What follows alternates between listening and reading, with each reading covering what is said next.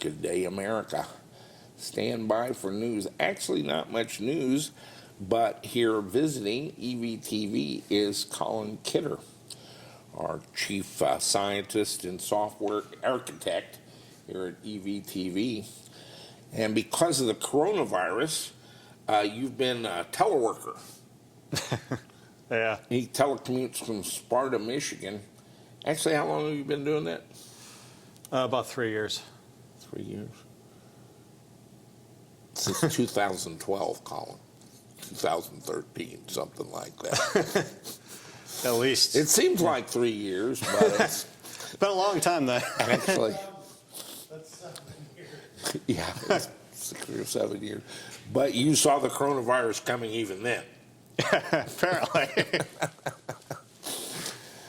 I see Colin about once every 2 years.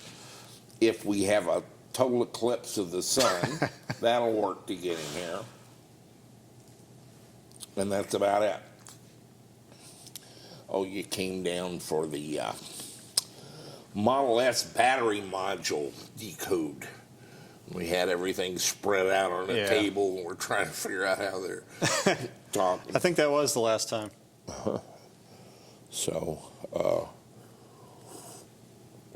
we don't see him often, but he's been a salaried employee for EVTV for maybe longer than I have. I'm not sure. And it's worked out pretty well. I don't see him. He didn't see me. We don't fight over anything. It's been, I think, a very productive relationship from my end, anyway. Yep. We have two Model 3 batteries here, and they're the newer sort. By the way, the guy who bought them wanted to come tomorrow to pick them up. I just said, no, my wife's just back. We're not going to work on the weekend. So he's coming Monday. But these are newer batteries that didn't have they weren't transmitting the cell voltages. And Collin is the one who worked out the universal diagnostic service protocol kind of overlay of CAN that Tesla uses to fetch those voltages for diagnostics purposes. They've got kind of a crowded bus. I'm seeing 2,300, sometimes 2,400 frames. Pretty busy.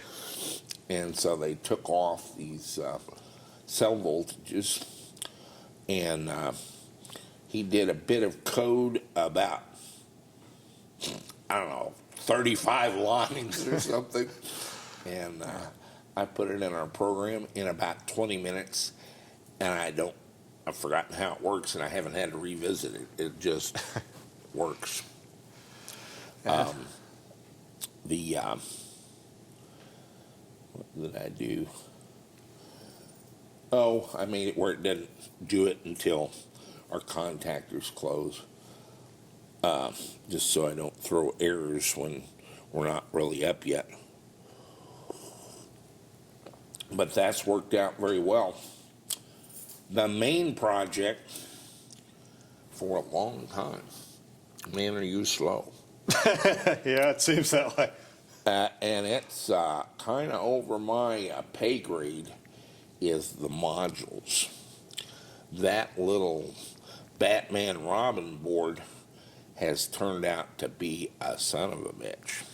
Yeah, way more difficult than I had anticipated when I started. Me too. I wouldn't have tasked it if I'd have known. But then once you're into it, it's kind of like, I hate to drop a thing. Well, I know it has to work. It has to work. They do it. We originally thought, and it still looks to me very similar to the LTC's latest 5th generation BMS chip. Yeah, the way that the on-wire COM protocol looks is very similar. Not the same, but similar. The Well, just the pin out of the chip. Yeah, even the pinout of the chip's pretty similar. It's really similar. That's what threw me for the longest time, is I'm looking at these LTC chips going, well, this looks like that's about it, but then No, why is that pin there? That shouldn't be there. Yeah, he kept saying this, and I'm like, no, it's got to be the. So they have their own protocol, which I think is kind of neat, particularly for BMSs, the isolated SPI. Yeah.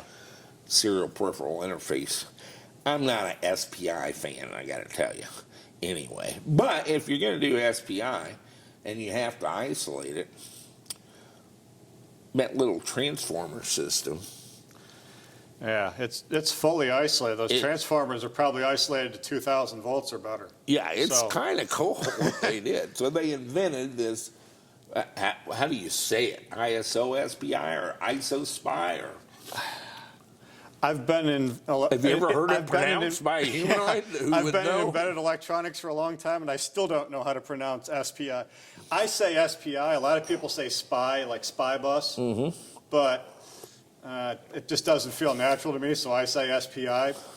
Well, Probably kind of a personal I'm comfortable preference. with SPI, and I think I've heard that, but I've never heard anybody say the word with the ISO in front of it. No, I haven't either. No, they spell it lowercase ISO for isolated, and then uppercase SPI for serial peripheral interface.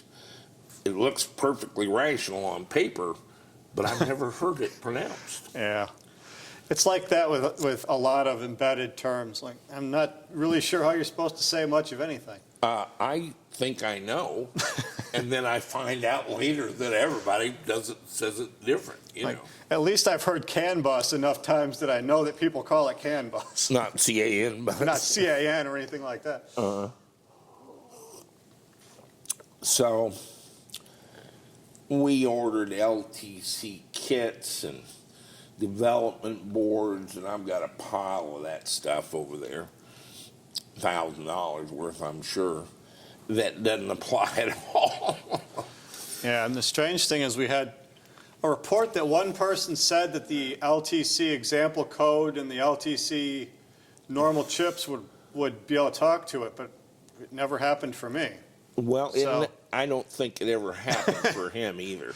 I inquired of him several times, and you know, he just never did quite get to the details, Yeah.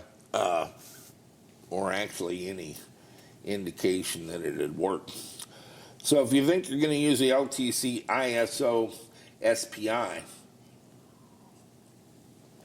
to talk to this thing, Yeah, be my guest and try. we had to buy new test equipment for Collin to figure out what was going on.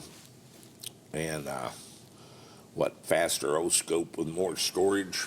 Yeah, the oscilloscope that I have now has 20 million sample storage, so I can scroll through a long set and actually find out what's going on. And it's actually the two chips. I'm going to make all this up from what you've told me, and I probably got it wrong. They each transmit in a different direction on the same bus Well, at two different frequencies. They transmit two different frequencies on the same bus, not the same time, luckily. 'Cause that would be really confusing. Yeah. But they do transmit on the exact same set of wires, just different frequencies, so they can use filter networks so that each chip only gets the frequencies meant for that chip. It's, I guess it doesn't really have a direction. I think of it because you got one thing in and a daisy chain out, and they're kind of on those two ends. It's bidirectional. It goes both ways. The whole battery has a big loop in it, where the BMS is on both sides of the loop, so that it just basically sends across the whole loop. And the newer firmware, I think, actually has flags that will tell you that the chain broke in one direction or the other.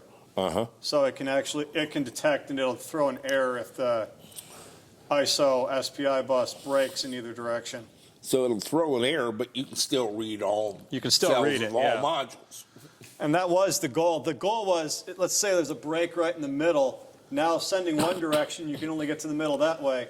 The goal is you can read the whole thing if there's one break, because you can keep ping-ponging back and forth one Right. direction then the other Right. and get to both sides of the break. 2 breaks, maybe not, but that's pretty unlikely. Yeah, you hope that it doesn't break twice, but at least it's resilient enough to handle a single break and keep going. And it has 2 completely separate BMSs, basically. Yeah, both Batman and Robin are separate. Batman and Robin, they call them. And Batman is the one we thought was the LTC, Yeah. 6813 or something like that. Yeah, it's close. And it does look a lot like it, but it ain't it. It does not respond to the same commands. The bus really isn't the same. And just kind of a shit show. I think you've taken on the ultimate Ironman triathlon reverse engineering challenge there. But you seem to be winning, you think? It does talk to me. Even with the hardware that we made, the first prototype, I have the modules talking back to me. The only problem is that my prototype was kind of messed up a little bit, and it can't read the replies properly. But if I look on an oscilloscope, I can see that the reply is correct. We've never done something like this without, I think the minimum was 4 prototypes. But he always apologizes between each one as if we're going to get it right the first time. But Once in a row, ever. I just, along those lines, I just heard someone was talking to the Tesla engineers that made the Model 3. And they said that they have numerous Model 3 batteries where, you know, the battery's got all these little junctions to each cell. They call it zippering, where once you blow one, the rest of them have more load. So then you blow 2, and now 3 are gone, so the rest have more load, and you zipper across the whole thing, blowing the entire pack almost instantly, just in a cascade failure. So they've blown up several packs. They've turned their inverters to basically just liquid magma, just melted the inverters down. So, you know, it's unfortunately the reality of the situation is that prototyping means you're going to blow stuff up for a while until you get it right. It's taken me a long time to get that across to Collin. You went to school for code, right? Yeah, have a And kind of computer science self-taught degree. on the electronics engineering Yeah. part. And so he keeps thinking, we'll do something in Eagle and it'll work. I had a dozen years hard engineering for defense contractors. It's kind of like sausage in the law. You don't want to see it made. Yeah. Multiple prototypes are not the norm. It's no one would know what you were talking about it being otherwise. Yeah. In order to get something right, you got to get it wrong 15 times first. Software's a little easier. You still do that, but you don't count it because it's so easy to just edit the line and recompile. Which is lucky because in the software you're talking hundreds and thousands of revisions usually. So that's the process. And then we get to the philosophical difference we had in that he actually, I don't know if he still does, but at one time thought software actually worked. Yeah, I think. And I'm like, show me a program. I just want to look at the code that actually works and doesn't have anomalies, Well, bugs. and the all Hello kinds World of crap. program probably works. The what? Hello World, where you know your first program, you print It'll Hello work World. about that 90% probably works of most the of the time. After that, past that, I'm not sure. And so, yeah, Hello World is fairly reliable because it's been around so long. It's been thoroughly debugged. Yeah. Simply because of the number of iterations. And that is the reality of everything is iterations.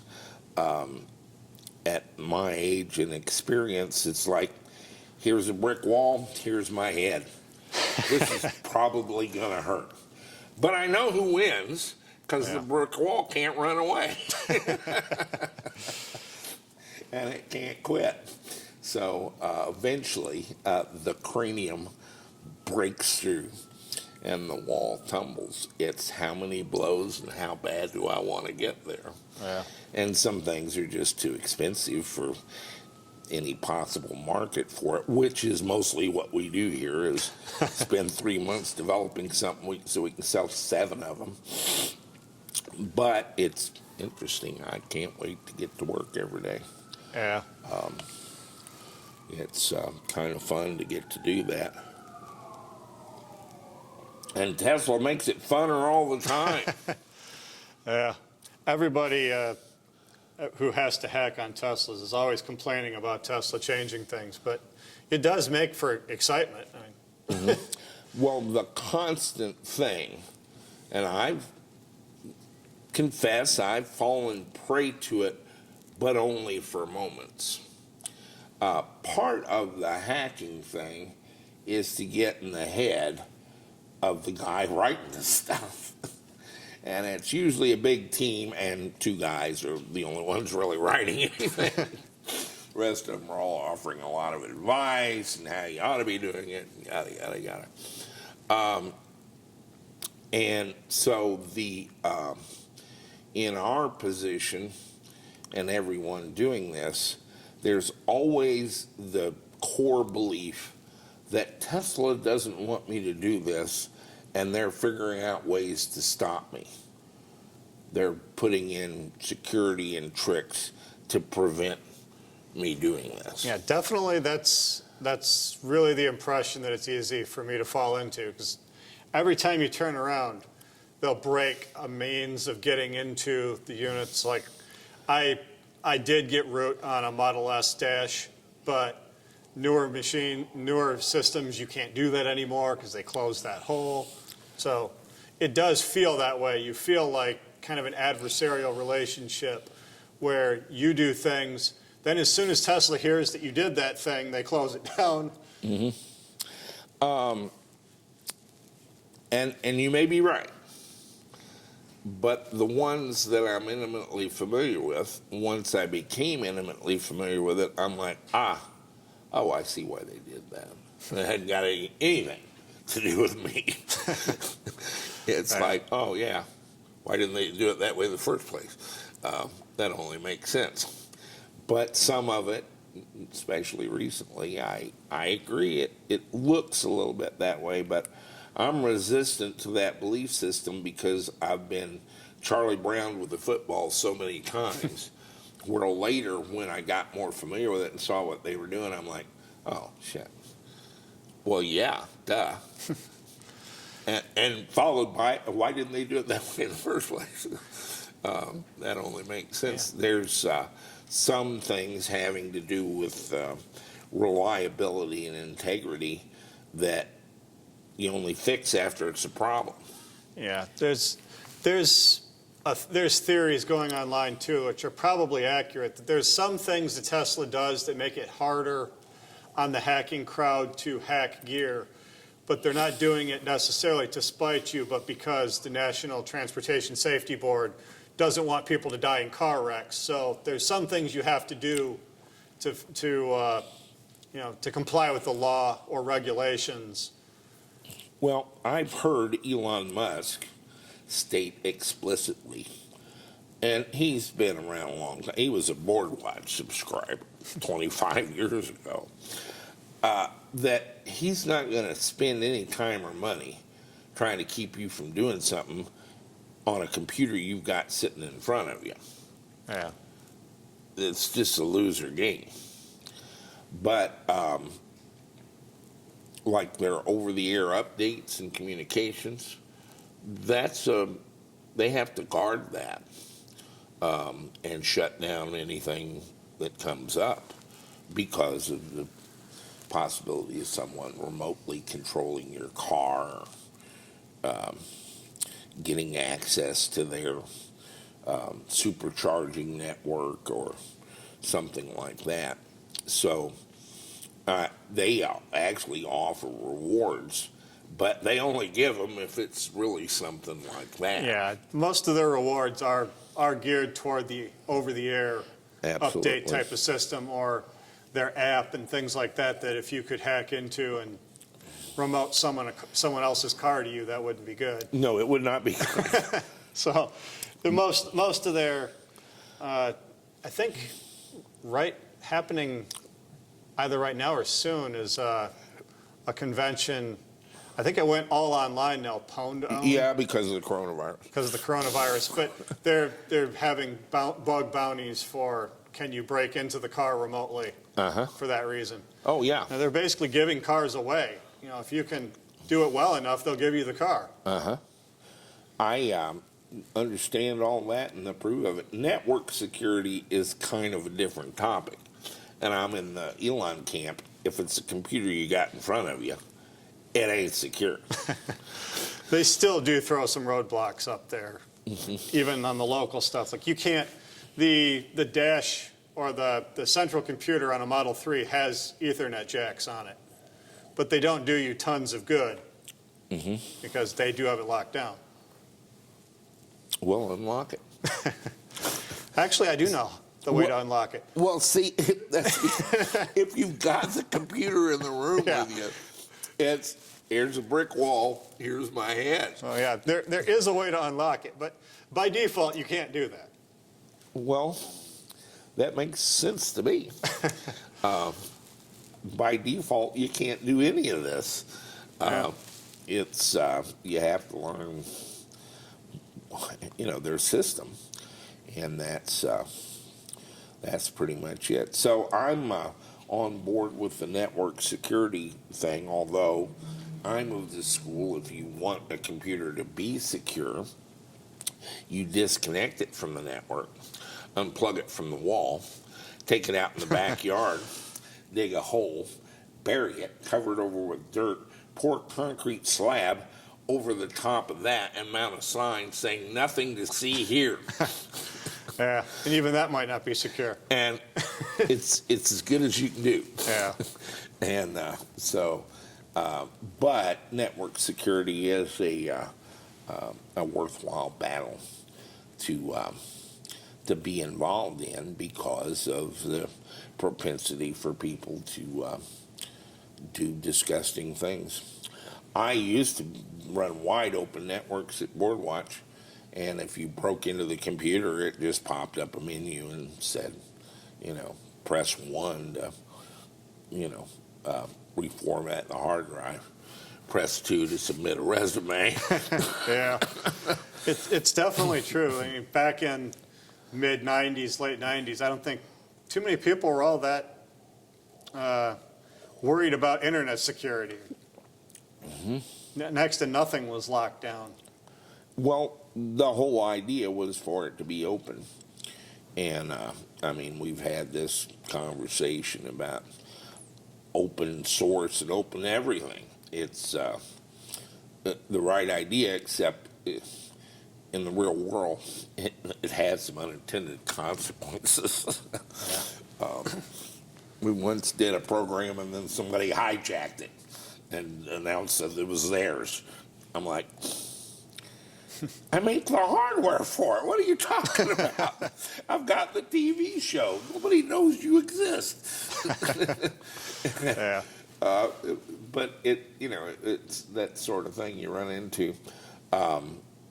My problem with open source, if it's a little thing and it's a technical thing, I'm kind of amenable to it. Once it gets to be an application, I don't want to hear why you want a different screen color or a different font, or we ought to, do something worded differently, or the maintenance of the community is too much for me. Yeah, it can get to be a lot.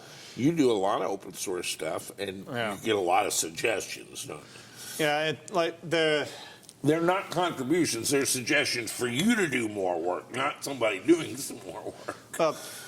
An interesting example, the Model S interface. We make a board here that does it properly, and you have software that's really properly capable and does everything. Well, I had an older software that I did just as like proof of concepts. It's out there on the internet. Every so often I've people told people about it. yeah, people will get it. They'll be like, okay, now how do I control balancing with this? I say, help yourself. That's how you do it. You know, this is a template for you. Right. You can take my open source project, do whatever you want with it after that. Right. But don't call and assign me stuff unless you're willing to put me on the payroll like that. Yeah, it's like you can get it from Jack if you want a complete one, or you can take my partial copy that's And a proof do of concept your own and do whatever you by feel God, like doing we with think it. that's fantastic. You go, girlfriend. So that's pretty much what I say. I'm like, you know, this is the example. That's what I wrote. That's what you get.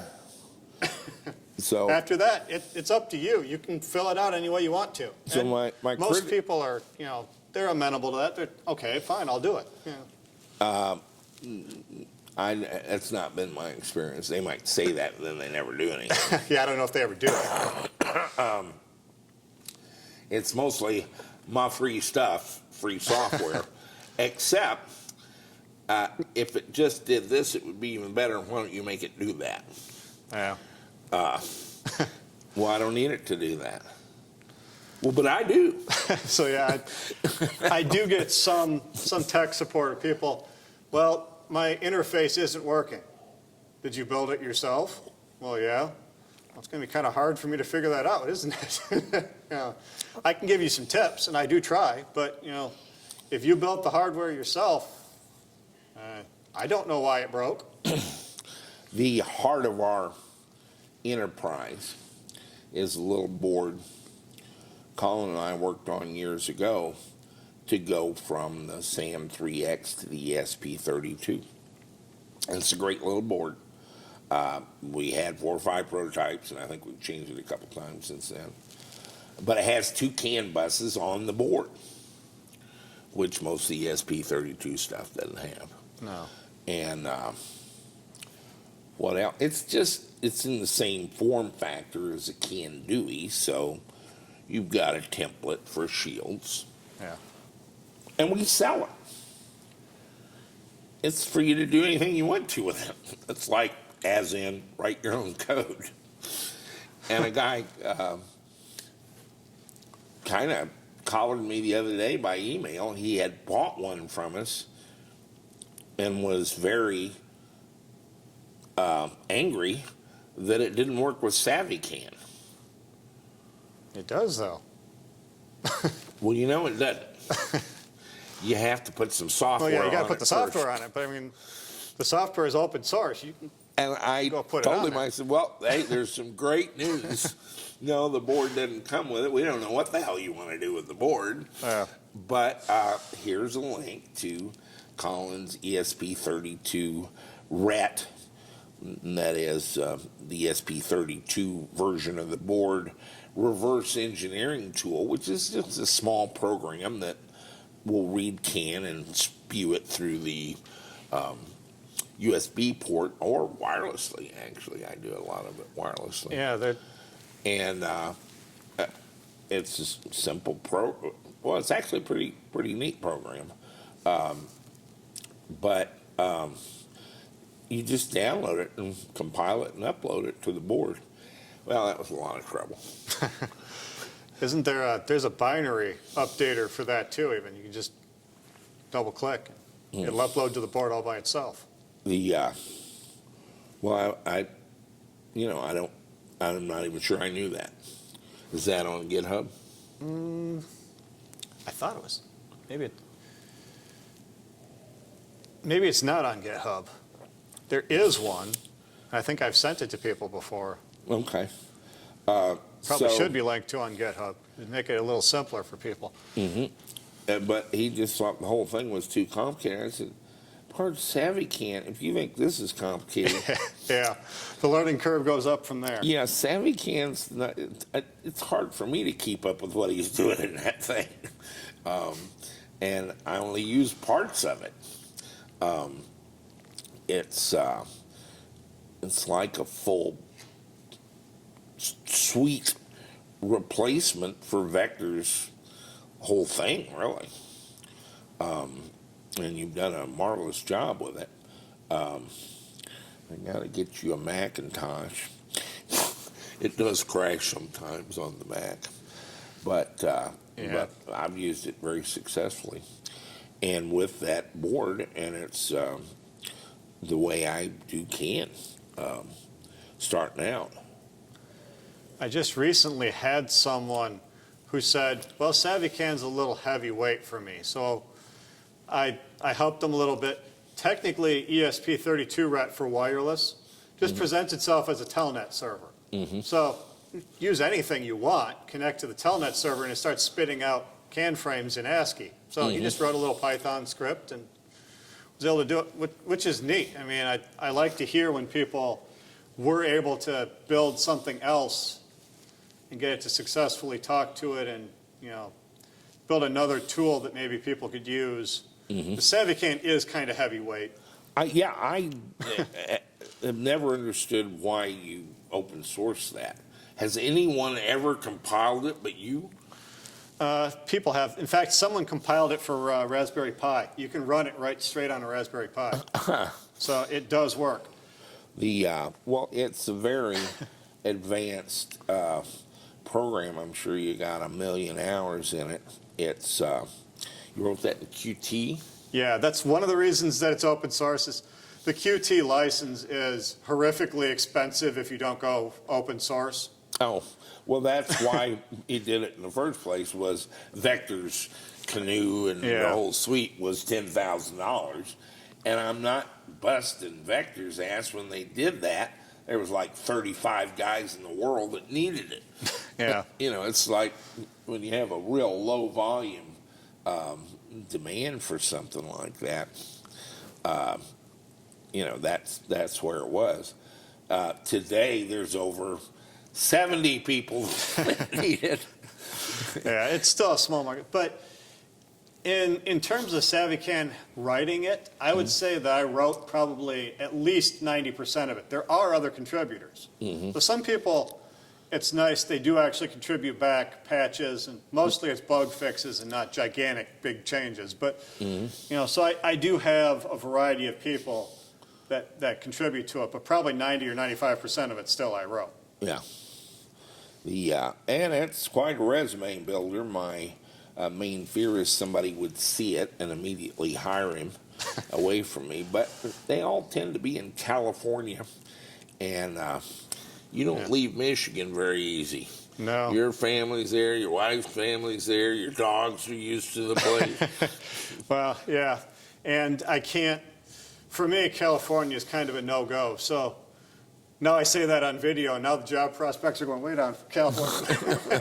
Yeah, I don't agree with many things politically that happen in California. So that wouldn't work for me, especially not anywhere near San Francisco like Tesla is.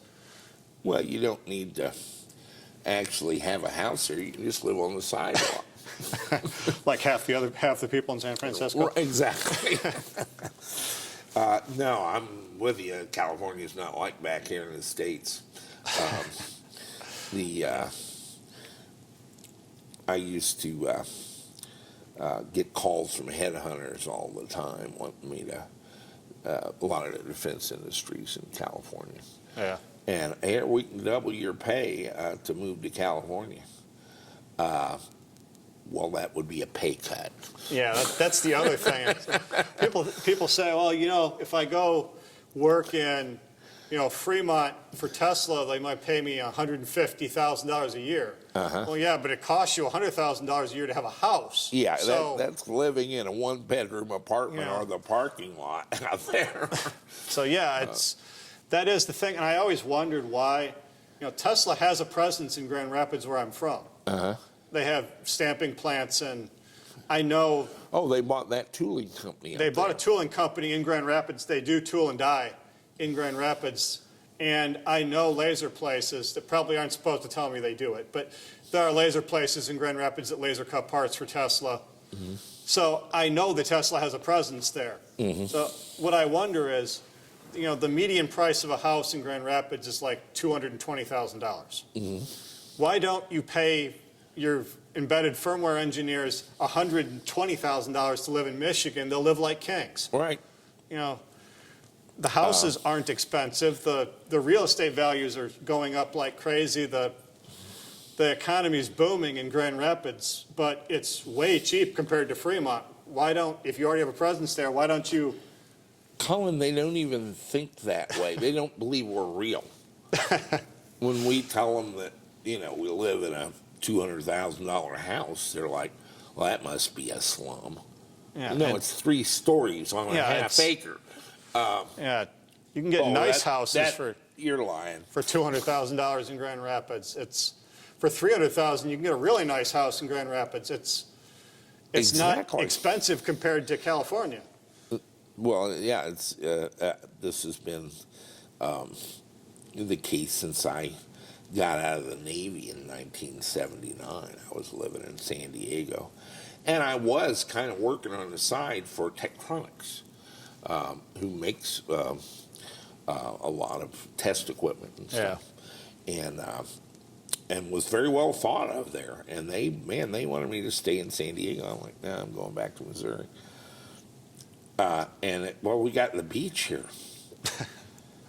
Yeah. Yeah. I mean, California is pretty. Don't get me wrong. It's a beautiful place. It's pretty much nice, the whole state. but I mean, you can't do your whole life because of that. And the pay out there was low in those days, and the real estate was ridiculous. So I moved back to Missouri and went to work for McDonnell Aircraft, and I bought a house for like $40,000. It was beautiful, brick bungalow. I mean, we were very happy there. Pretty good sized lot with a separate garage and a sunroom and roses and stuff. I mean, it was very nice. And something like that in California would have been, well, there wasn't anything like that in California anyway. So, it's just the cost of living is so much higher there. You have twice the money, doesn't cut it. That's a pay cut. Yeah. And some people are figuring that out. Mm-hmm. Actually, probably 4 miles from where I work is Grimm Cybersecurity. Mm-hmm. So there are high-end cybersecurity jobs near me. There's VDA Labs is less than a mile from my house. So these are places that actually do defense work and automotive reverse engineering and things in the town. So some places are figuring it out, that you can move to. Grimm is actually in Sparta. It's basically in the middle of farm country.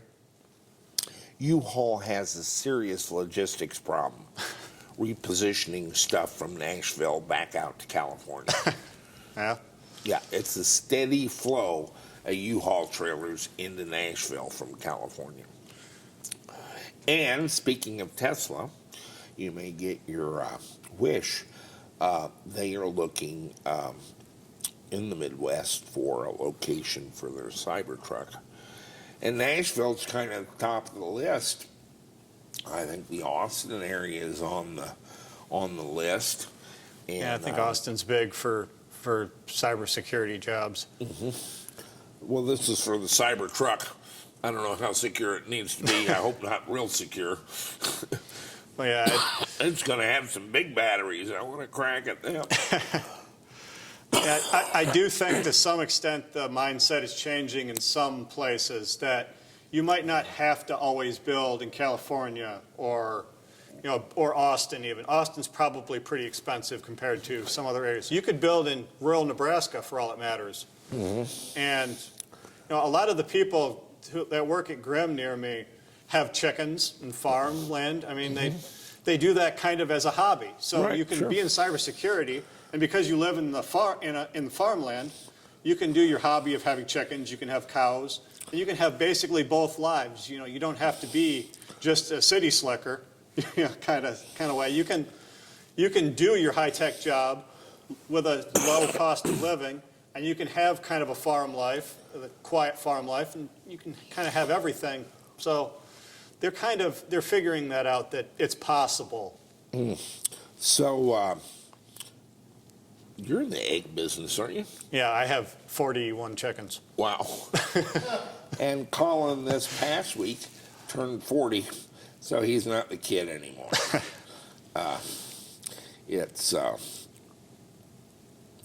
He's one of us. And that accelerates from here on out.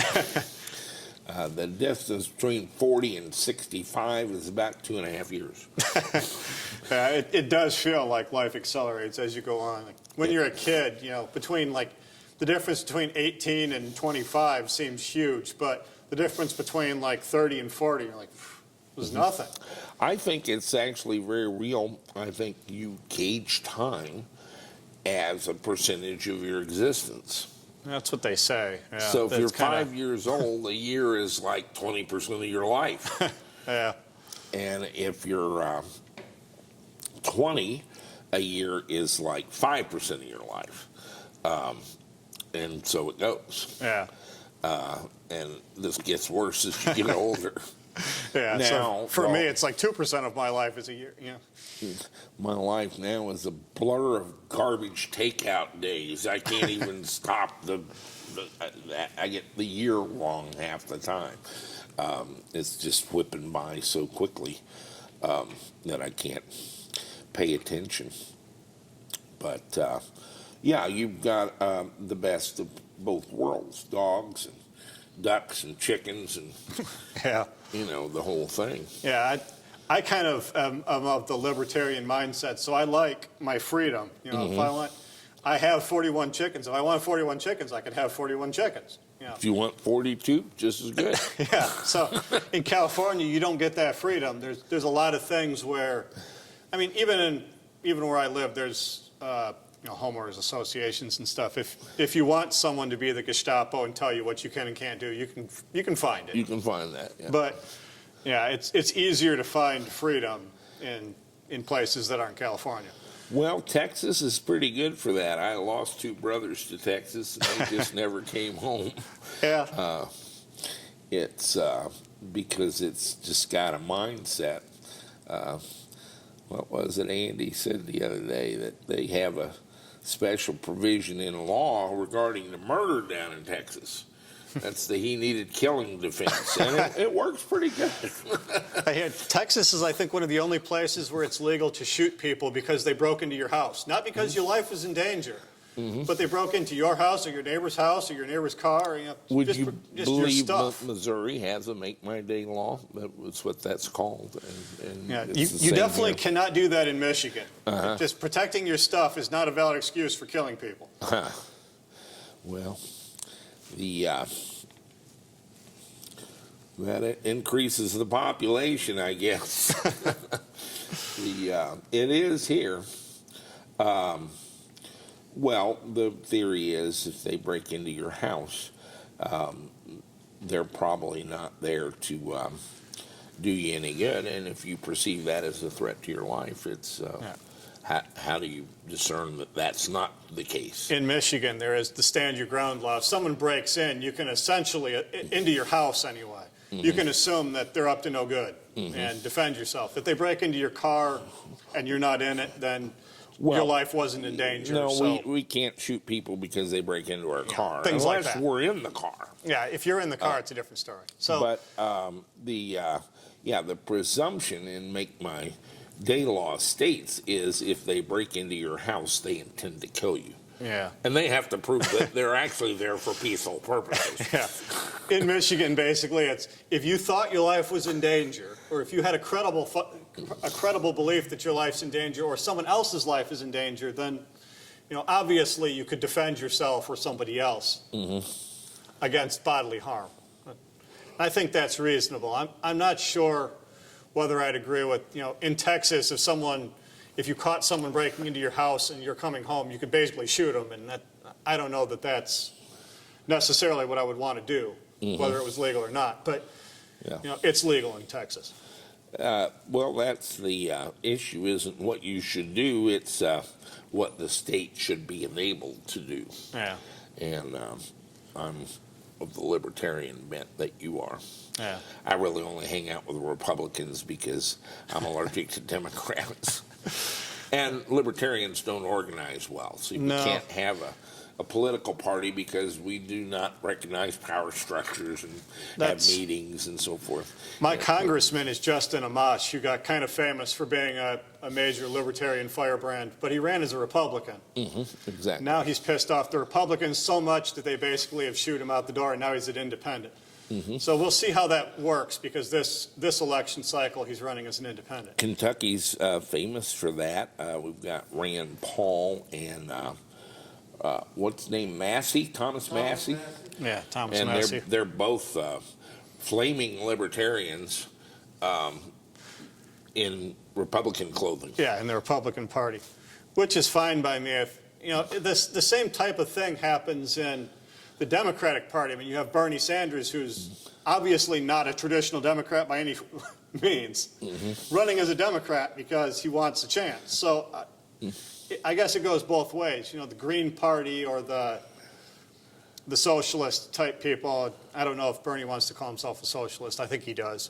But those people who are far left wing are trying to get themselves in the Democrat Party, and people that are libertarian, which are, I guess, not entirely far right wing, but some of the things would be considered that way, are kind of trying to get into the Republican fold to make it easier to win. I think the Democratic Party, or the Democrat Party, they're not the Democratic Party, the Democrat Party is in the process of self-immolation. They have doused themselves in gasoline, and they're all waving Bic lighters to see who's going to click it first. And there's a possibility of not having one. So I was having this conversation, and somebody was like, well, then we wouldn't have a two-party system.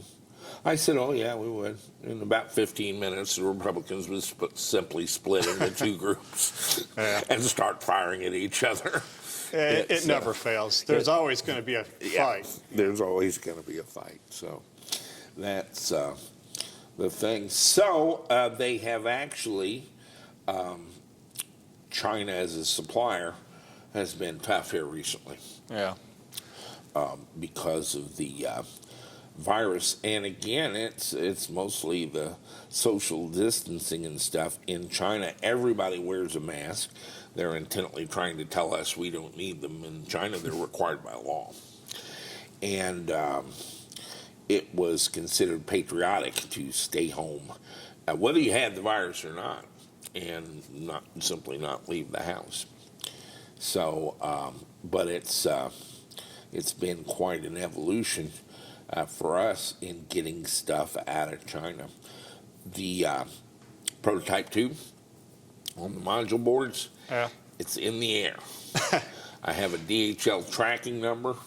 It's left Hong Kong, and Wednesday, I think, next week, I should have them 5 That'll be good. prototypes. And I'll Try it out, see if anything blows up. I'll get you a couple or 3 of them immediately, and maybe show me how to work one. I've got a couple modules over there. They've been there so long, I probably have the same problem you do. They probably bled down to nothing.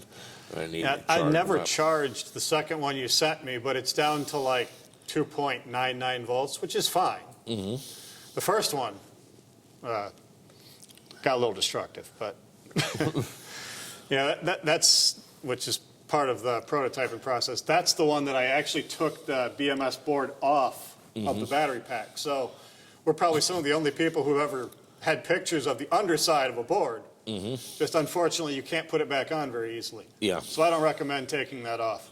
Yeah, that aluminum soldering, as it turns out, of those little fine wires. Yeah, they basically spot welded the aluminum down to the battery. So doing that again yourself is very difficult. And soldering it is not precisely effective. Yeah, I tried soldering. I got special solder flux, and I was able to solder it, but only with great difficulty. And even then, the wires are so brittle, they like to flake off and then hit the next one next to them and then vaporize in a cloud of smoke.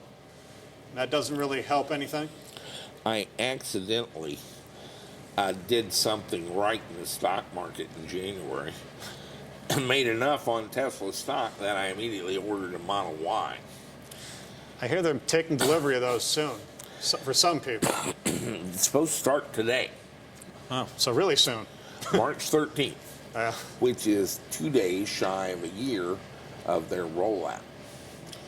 And one of the interesting things about that car, and I've already ordered a Cybertruck, but I got looking at this Y, and it's much taller. I think I'm going to have a lot easier time getting in and out.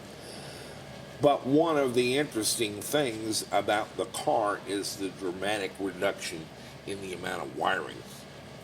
I've heard that. And it's not really a reduction in the number of connections.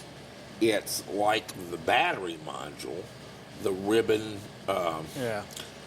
what do you call that? It's actually a flexible PCB with conductors in it that's Yeah. 8 feet long. And relates to what you're saying. To connect the BMS board to it, they have very fine aluminum wires that connect to what looked to me like copper Yeah. in the PCB. And that, to dissimilar metals, is kind of a awkward deal anyway, but of course they tinned the ends of it, and then apparently spot welded the wires. Yeah, it looks spot welded. But when you look these at are it. like 28 gauge or maybe. Very fine Very wires fine inside wires. those packs, yeah. And so, but that's going to progress and make life harder for us here at EVTV.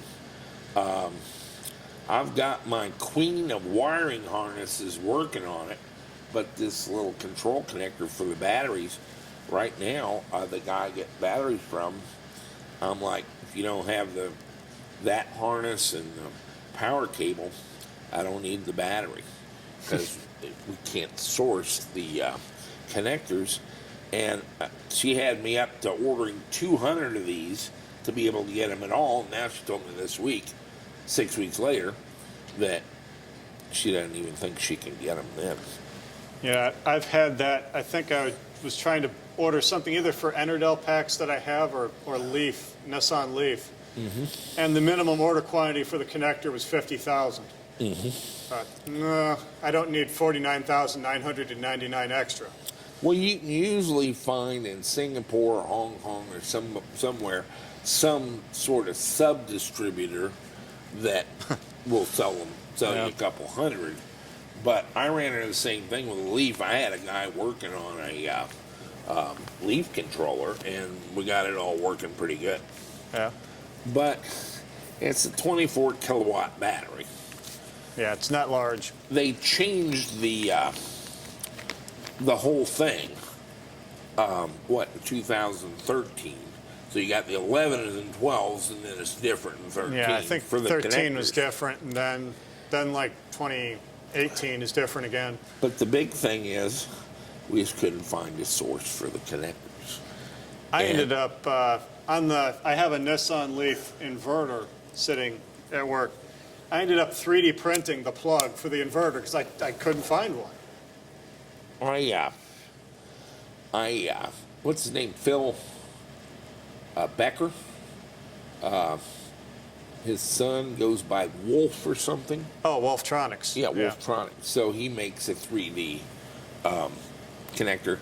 I got to tell you, Colin, I'm not going to use a 3D printed power connector. I thought about 3D printing a Chatamo connector. It's like, you're going to be running 60 kilowatts across a 3D printed connector? That seems scary. Yeah, I might try it myself, but I'm not going to sell anybody. Yeah. That's just crazy. And so I kind of killed the Leaf project, much to Stan Cloyd's annoyance. He's kind of continued with it, but it's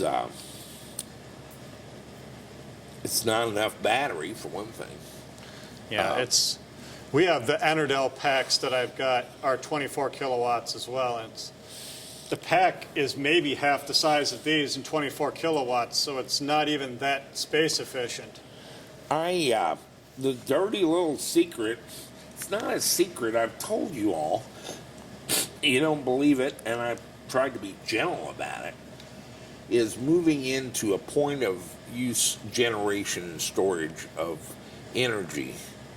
100 kilowatt hours isn't enough.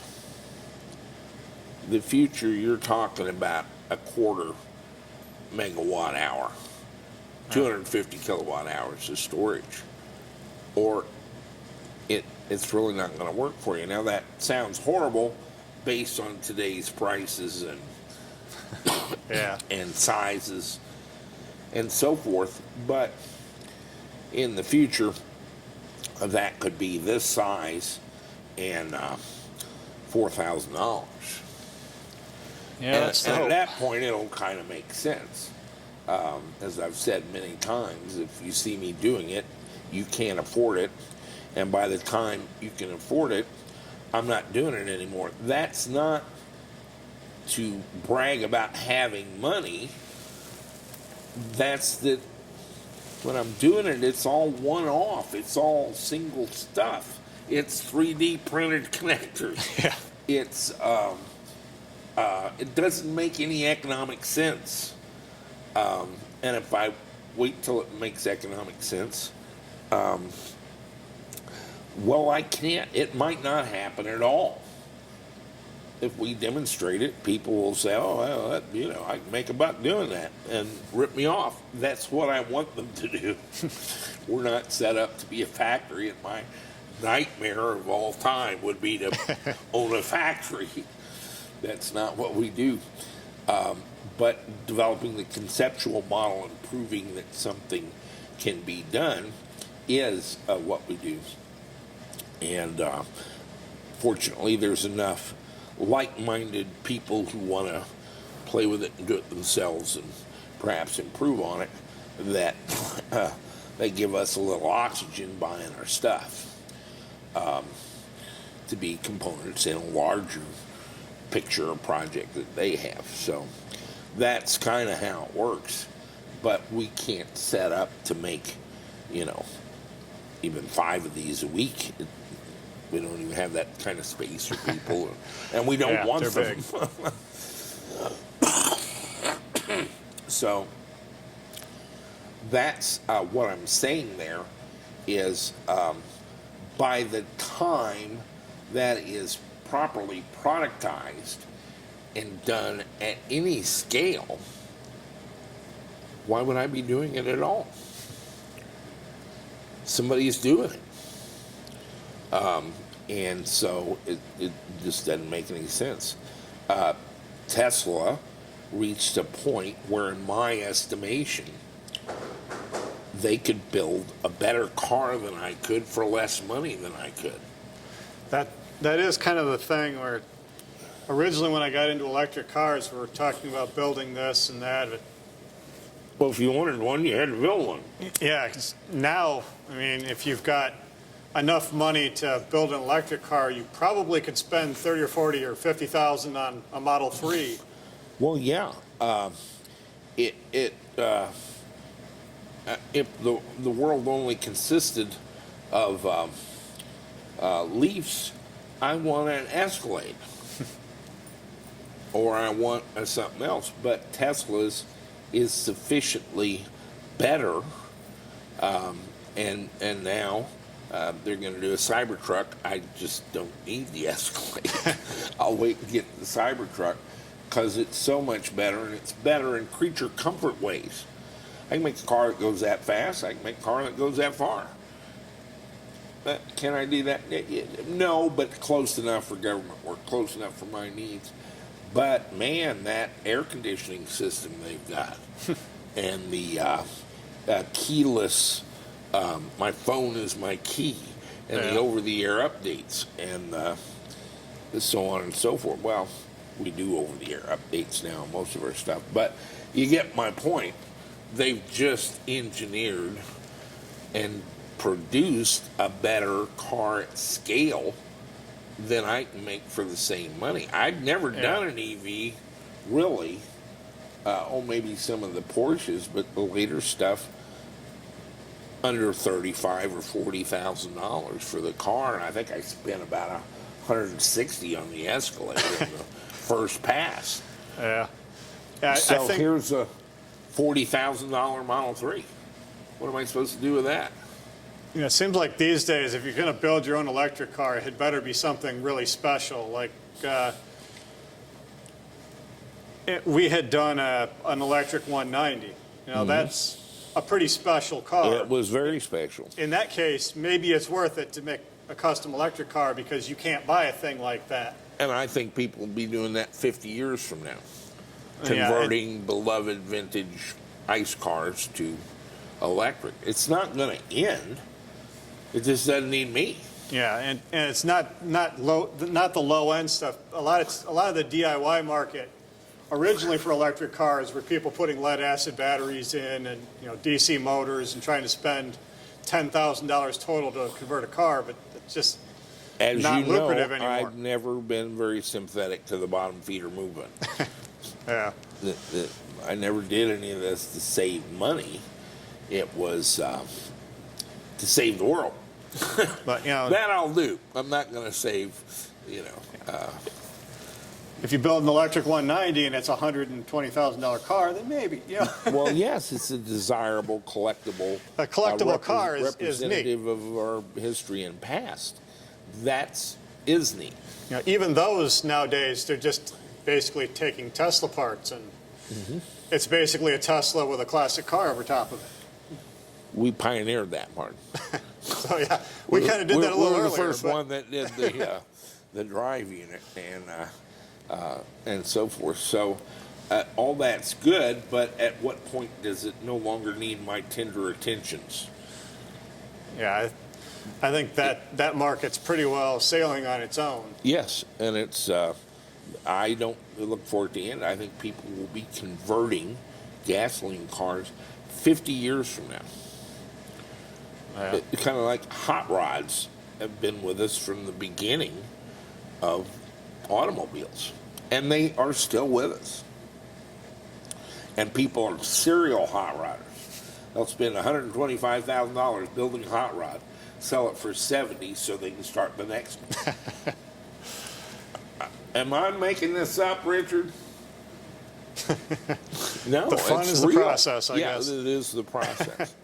And so this is one of the things that we ran into with people building electric cars is it would seem like it would never get done.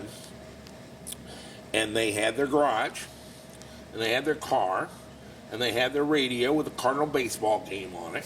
They had a little reefer of beer out there, and their buddies would come over and help them a little bit. And they worked at the car, and they worked at the car, and they worked at the car, and then one day the wheels spinned. And then they worked on the heater, and they worked on the radio, and they waxed it, and they repainted it, and then one day they go out to the garage, and their car doesn't need them anymore. It's just a car. You can get in it and drive it. It runs fine, lasts a long time, works good. Yeah. Now it's just a car. And they would get depressed. And they would actually call me and tell me, hey, this is my dream come true, but I'm feeling a little blue here.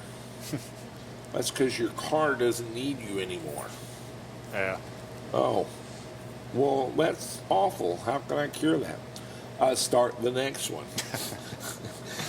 And so we had serial EV builders for some time because their car didn't need them anymore. But I'm convinced that all those guys building those cars, and all of them, virtually all of them, except a handful of true bottom feeders, did much prettier cars than I did, with much neater wiring. And our whole thing to do it was to show the connections and stuff. Yeah. If your mission is to do a show car, you don't do it that way. No. And so and a lot of times we do a car and then put a different motor in it or a whole different battery system in the same car. So it's not designed to be compact and pretty. It's designed more to be recombinant. Yeah, that's kind of how it went on the 190 project. We started it with lead acid batteries because the customer had already bought them. And it was a Azure Dynamics AC24 motor, I believe. Yep, I Just remember. very underpowered. But he was never happy with that. Tore that all out, lithium batteries, UQM drivetrain from you. He's a lot happier with that. Your father was even somewhat enthusiastic after the test drive. Yeah. Wow. We had that 190 up to like 120 miles an hour on the local roads In a convertible. in a convertible. Yeah. Yeah, you're going to have to do that drive without me. So that's kind of the evolution of it. And so when I say now that this will be considered small at a household level in the future, I'm pretty confident of it. But I am also confident that will be the future. Collin, our grid is coming down around us. They have basically committed fiduciary mismanagement of our grid to maximize the dividends, and so the stock price, and so their executive compensation, and ignored the maintenance. I've done several things on this going on out in California. No, it's all over the country. And who wants to spend $3 trillion to bring a 100-year-old network back up to operating standards, not to upgrade it, but just to get it back up to operating properly, when the proper conceptual model is point-of-use generation and storage using the two magic rocks, lithium batteries and photovoltaic cells. I cannot convince people what a exciting, because it's so familiar. People have known about solar for some time, but it's not been where you could actually really use it properly. But that is a bypass of the photosynthetic process underlying energy. Plants turn sunlight into carbohydrates, which then if you put them in the ground we call hydrocarbons, but it's the same thing. And all you got to do is dig that out, burn it, heat water, make steam, turn a turbine to make turn an alternator to make electricity to transmit hundreds of miles over lossy power lines. Yeah. And that is, energy is the all what we consider wealth, money, houses, cars, clothes, are proxies for energy. And so it's all powered by the sun already, but it's a very ugly way we've done it, a very inelegant one. And now here is a magic rock that sun falls on it and electricity comes out the two sides directly. It's a huge bypass of an enormous system, creating energy, which is wealth, on site. And so I'm a little goofy on the topic, but you have to have the other part of the equation, which is the other magic rock, lithium batteries, to store it, because of a accident of the universe in that our planet revolves and we only get sunlight half the time. Or less. Or unfortunately, or less. And so we see 5, 6, 7 days around here of gloomy, dark days. And so this little thing of 11 or 12 kilowatts to power your house in an emergency, it doesn't cut it. It's not ever going to cut it. What you're looking at is 150, 250 kilowatt hours in the end. But you have to walk before you can run. But we're kind of jumping in at a bigger end of it, hoping to, again, foster that. And a lot of it is simply acculturating people. All those guys that converted those cars, and as I say, they made a lot prettier cars than I ever did, and they took them to car shows. And they showed them to thousands of people who each walked away with a different perception about electric cars. And we're not aware of how connected we are and what that costs. But there would be no Tesla without that.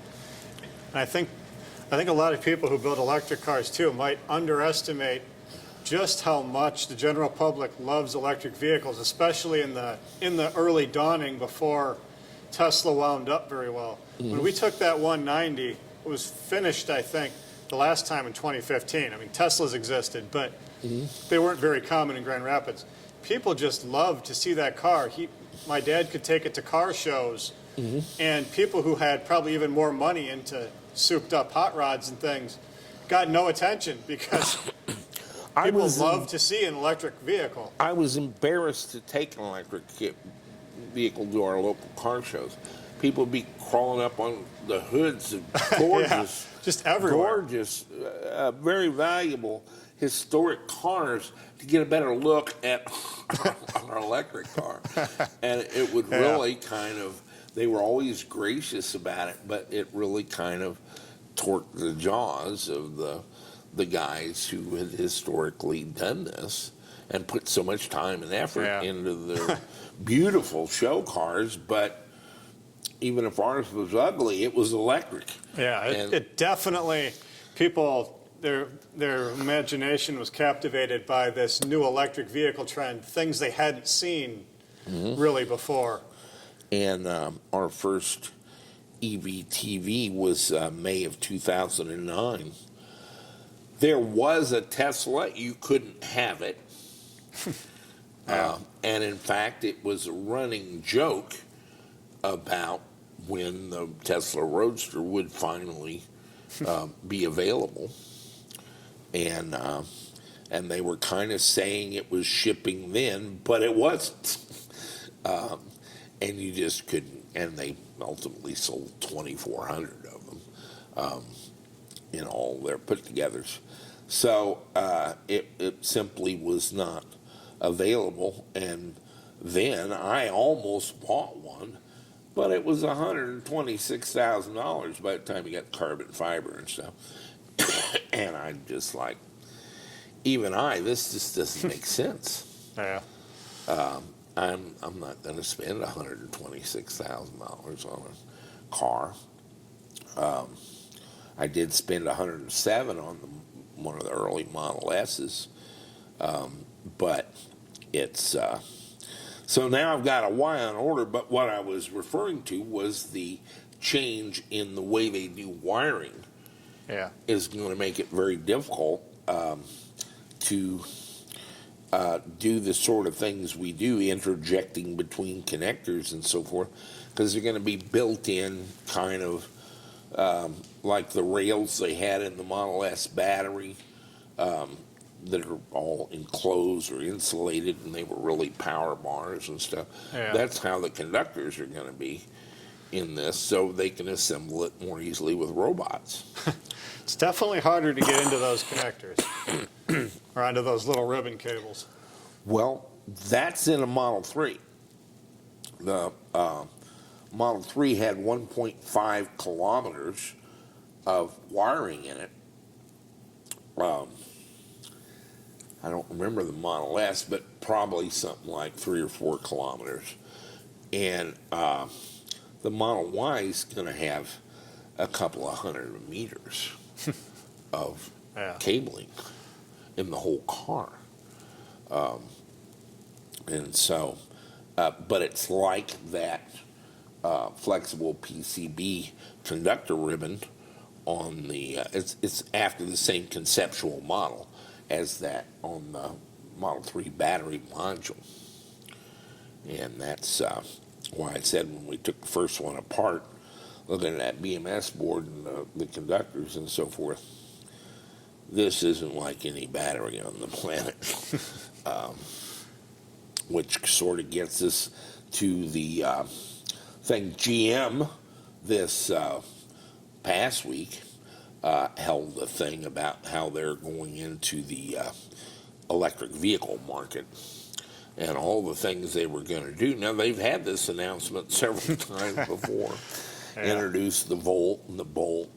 So they keep doing it. It's kind of like VW, who've done more electric vehicle press releases than all other electric car manufacturers combined, including Tesla, and less electric cars. And how many than anybody. VW electrics have you ever seen?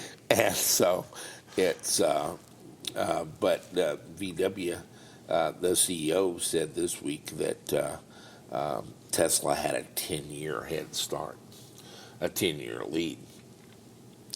Now, here's the problem with the whole thesis of the gasoline automakers taking Tesla out.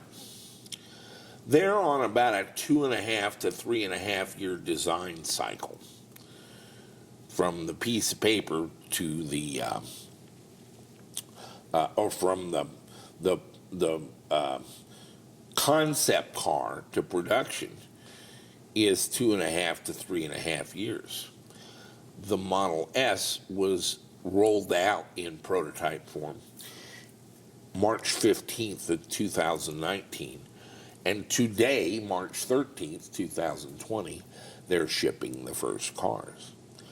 Now, if you've got a 3-year design cycle, and I've got a 1-year design cycle, when precisely do you catch up? And how do you do that? Yeah, it seems... I get to do a new iteration every year or 18 months, and you get to do a new design iteration every 3 to 4 years. Ready, let's begin the race.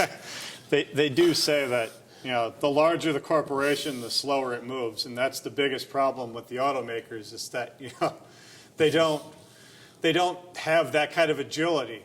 To some extent, Tesla got that agility by basically using duct tape and coat hangers on the design process, but you know. That's how it always goes. There is no reason that the Burlington Northern Railroad couldn't have invented a DC-3.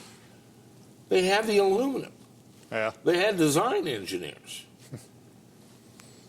What was the problem? Why didn't they invent the aircraft? Probably because it competes with them.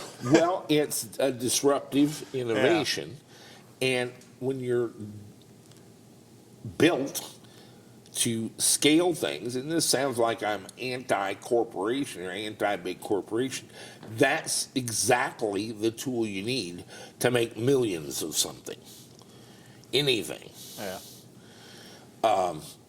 But that's the wrong tool to design and implement a disruptive innovation in the same field.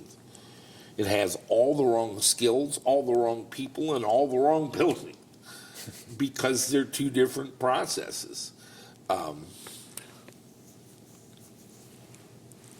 Donald Douglas did the DC-3, not the railroad. But the railroad had more aluminum and more design engineers. And there was nothing about flight that needed to be particularly learned that they couldn't pick up on. But they didn't build the DC-3, and VW is not going to build the electric car. It's just not going to happen. Yeah. One of the things that I've heard kind of related, they always say that, you know, if you're going to make a disruptive technology, it is almost never in the field that you went to college for or majored in because your thinking is too static. Mm-hmm. You went to college and they taught you how to think in that field. Mm-hmm. And unfortunately, it locks your mind down because this is how things are done. I think the automakers have that same mentality. They know how to build a car because they've done it a long time. Mm-hmm. This is how it's done. But the problem is that it doesn't have to always be done that way, and they can't see that. Maybe my experience is different, but I've run into very few people working in the field 20 years later as what they went to college for. Yeah, a lot of people don't. At Boardwatch Magazine, I had an editor who was a lawyer. Had another one that was a newspaper man. I remember at Emerson Electric working next to a guy who had been a chemist. And we didn't do any chemistry in the building. So I've spent most of my career working with people who were working in something completely different from what they went to school for. Yeah, definitely it's common. I have a game development degree. Uh-huh. Do you remember any video games from me? I have a friend whose dad he did work in the industry for a while. He has a chemistry degree. He was a paint chemist. He didn't really like it that much. Became a realtor. It's a completely different field, but much happier. Yeah, it's finding your life is non-trivial, and the quest for it is a wandering road in reality. So that's where we're at. But Tesla, as I say, has a year-and-a-half design cycle in a world where all the extant automakers are on a 3 or 3.5 year cycle. The GM announcement this last week reminds me of an incident with my wife at not the last Super Bowl, but the one previous. Now, a 30-second ad cost $500,000. Yeah. And here was Audi showing this electric car, and at the end of the commercial it said, coming in 2024. And she spewed Chardonnay through her nose all the way across the room. What kind of idiot spends $500,000 advertising a product that's going to be available in 6 years? Yeah. It's like, Yeah, they just don't want you to forget they exist. well, okay, but they're hot on it with their 2024 EV Yeah. in 2018. How does that work? 2019, maybe. Yeah, it was 5 years out, is what they were talking. So it's unfortunately part of that process is dislocation, and I guess I do take some joy because they're always so arrogant at the beginning. That's why I kind of do get a kick out of it. But they're going to be taking all the stuff off their desks, putting it in little cardboard boxes and carrying it to the parking lot. Yeah. The same guys that were explaining how Tesla can't ever make it in their field that they own. Well, I'm sorry, but with the right disruptive technology, I can make it all go away. And we've done it over and over with computers and the introduction of the personal computer. And the internet juxtaposed to the AT&T landline business, which they're actually a mobile phone carrier, is the way they've survived. They had to adapt and basically lose the core of their business. Eastman Kodak doesn't process film anymore. Exide battery's gone. It's part of the evolution of business. It's kind of like the forest. The old trees die and fall to earth and provide nutrients for the new ones, and that's the way it goes. But the hubris always leaves me gasping. that nobody can build a car like we can. Well, that's great, except that soon nobody's going to want one of those cars. Yeah, Goliath never sees David coming. He never sees the stone that hits him between the eyes. He never did see it. Fell to the ground without ever knowing what the hell happened. And so, but it's, I'm like being on the part of it that is disruptive, not on defending the status quo. So, you're on your way home to Michigan. Yep. As I say, by next Wednesday, I'll have prototype boards for the modules. We're kind of wrapping up the basic design on the full packs. And about that time, I'm going to have a Model Y in here. So, no rest for the weary. But these are pretty cool little packs. They're a lot smaller and easier to deal with than the Model S, and really not that much smaller in capacity. Yeah, it's still a pretty big pack. Yeah. Well, the modules will be, unfortunately, pretty big modules. They are. Compared to the Model S. The Like- Model S modules have been handy. They're 27 inches long. They weigh 56 pounds. It's like a stick of firewood. Yeah, I can pick up the Model S module, but those Model 3 modules weigh, what, 250 pounds apiece? Yeah. They're And they're very unwieldy to try to move around. they're 6 feet long or something like that. And so it's, but I think they'll be popular. Yeah, I could definitely see how, people, if you want to do a solar installation or something, these are fine in packs of 4, but maybe you don't always want 4. Maybe you want 6 or 8. And Or the thing 2. with doing it per module is we could take all 8 out and stack them any way you want and have all 8 run on one battery management system. Through one loop, you don't have to do 2 loops like you'd have to do a full packs. The big problem I've got right now is simply a huge disparity between the cost and availability of 48-volt inverters Yeah, that too. and the cost and availability of 400-volt inverters. These are like about 80 volts, I think, 80, 85 volts per module. I'm counting them as 96 Yeah. from fully charged to fully discharged.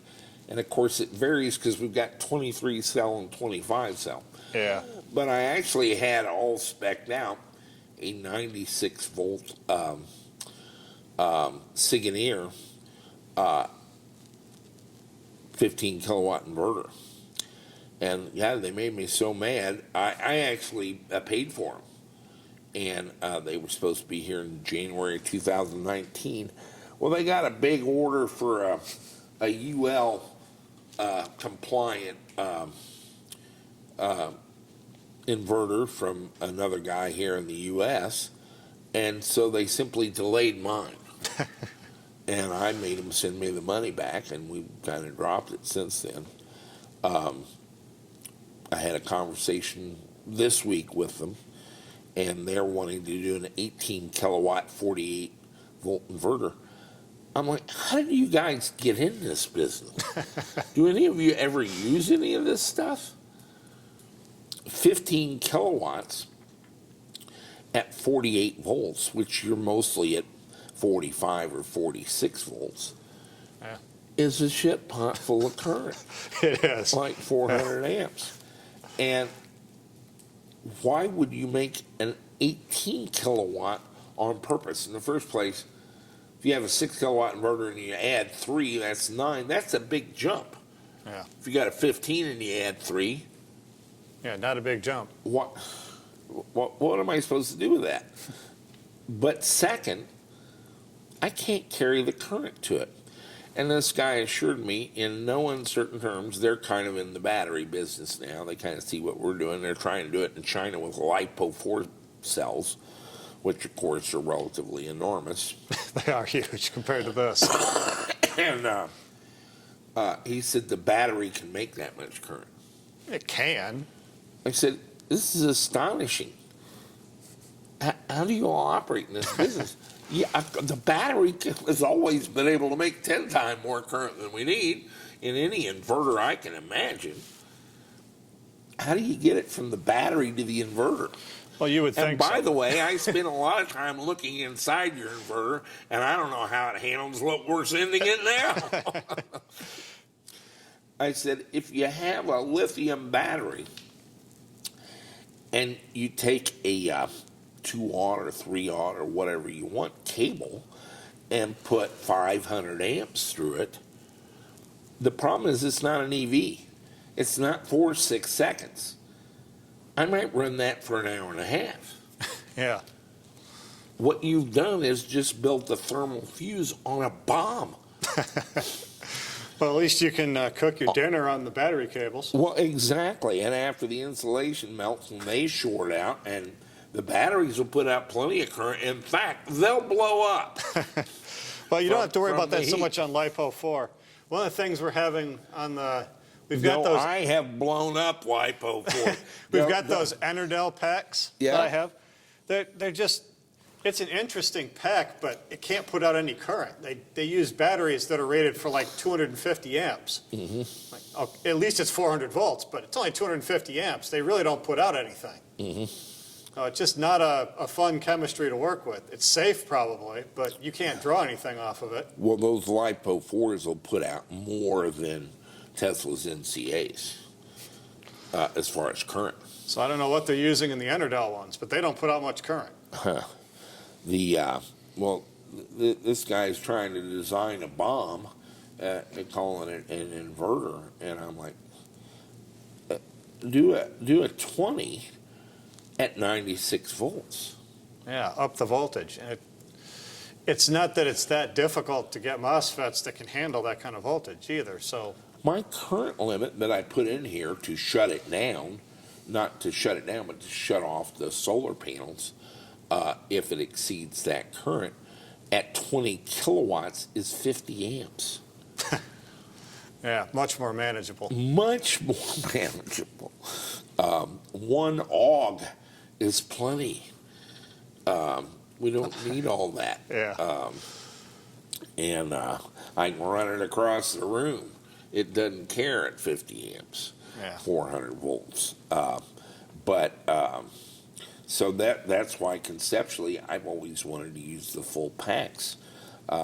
Just drop them out of the car. But I got to tell you, we lost a module in one of our full packs. Oh, really? And I did have to take the pack apart and harvest the other 15 modules. So there's a story for the modules. But the voltage specs I gave them would work for 4 Model S in series or the 23 or 25 cell out of the Model 3. Yeah. And so, but they simply angered me with a delay where I canceled the order and made them send me back the money. And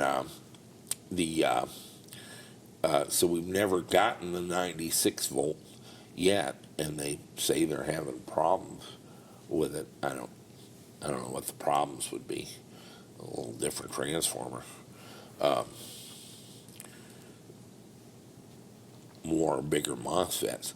One of the things they do is use these little $2 MOSFETs, and a lot of them, like Yeah. 36 of them or something. You know. Yeah, but even, I don't know why they would have problems at 96 volts. You should be able to get 300 volt MOSFETs and use it at 96 volts and be fine. Even in the old days, you could get 200 volt MOSFETs, and that's double what they need for 96 volts. So I don't know. I can't put my head in the mind of Chinese vendors, but on some things they're just like, yeah, sure, we can do that for you. And other things they're like, oh, that's impossible. One of the things that was impossible was that you could feed grid tied inverters That you're doing. back through to Yeah. charge. And I sent them a video of it, and they watched it over and over. Still didn't really think you could do that. Now they advertise their units as being able to do that. You can, in fact, do that. Yeah, you can in fact do that with our inverter. And so you don't want to do an inverter, do you? I have.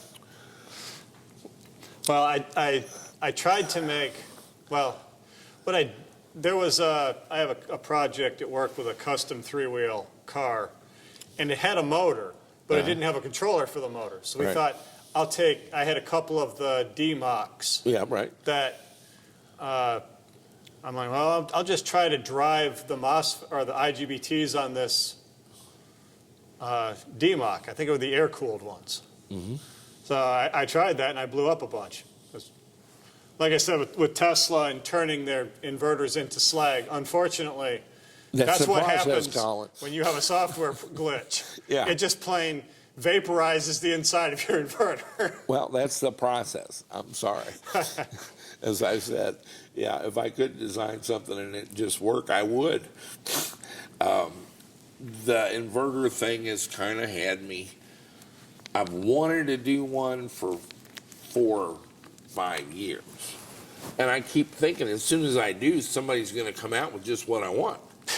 Yeah. So why it would be a lot of time, a lot of expense, and a lot of blown semiconductors. Probably less in that application. What I was trying to do is run on a permanent magnet motor. Mm-hmm. Of course, the problem on the permanent magnet motor is if your software gives up, the permanent magnet motor is perfectly capable of still providing voltage. So you get back EMF that just tries to build up until something pops. I bought a pile of those ELF inverters from Siemens. And my intention was not to drive a car with them, but to convert them to do power. And they're all stacked up there. And kind of the same thing. And of course, we got a hell of a deal on those air-cooled DMOCs. Yeah. We shipped 25 of those and 25 motors to Russia a month ago, Richard? About a month ago, yes. Yeah. And so we're down to the final few of those remaining. And they work fine. But just conceptually, right now, we could we could control those UL 1741s. Their latest supplement A mandates actually a controllable output by modifying the frequency in 0.1 hertz increments. Yeah. And I just can't get these guys, any of them, to even think about that. And then there is the fascination that I originally had with silicon carbide, just very low loss, small high frequency stuff. Yeah. And then now, what's the latest one?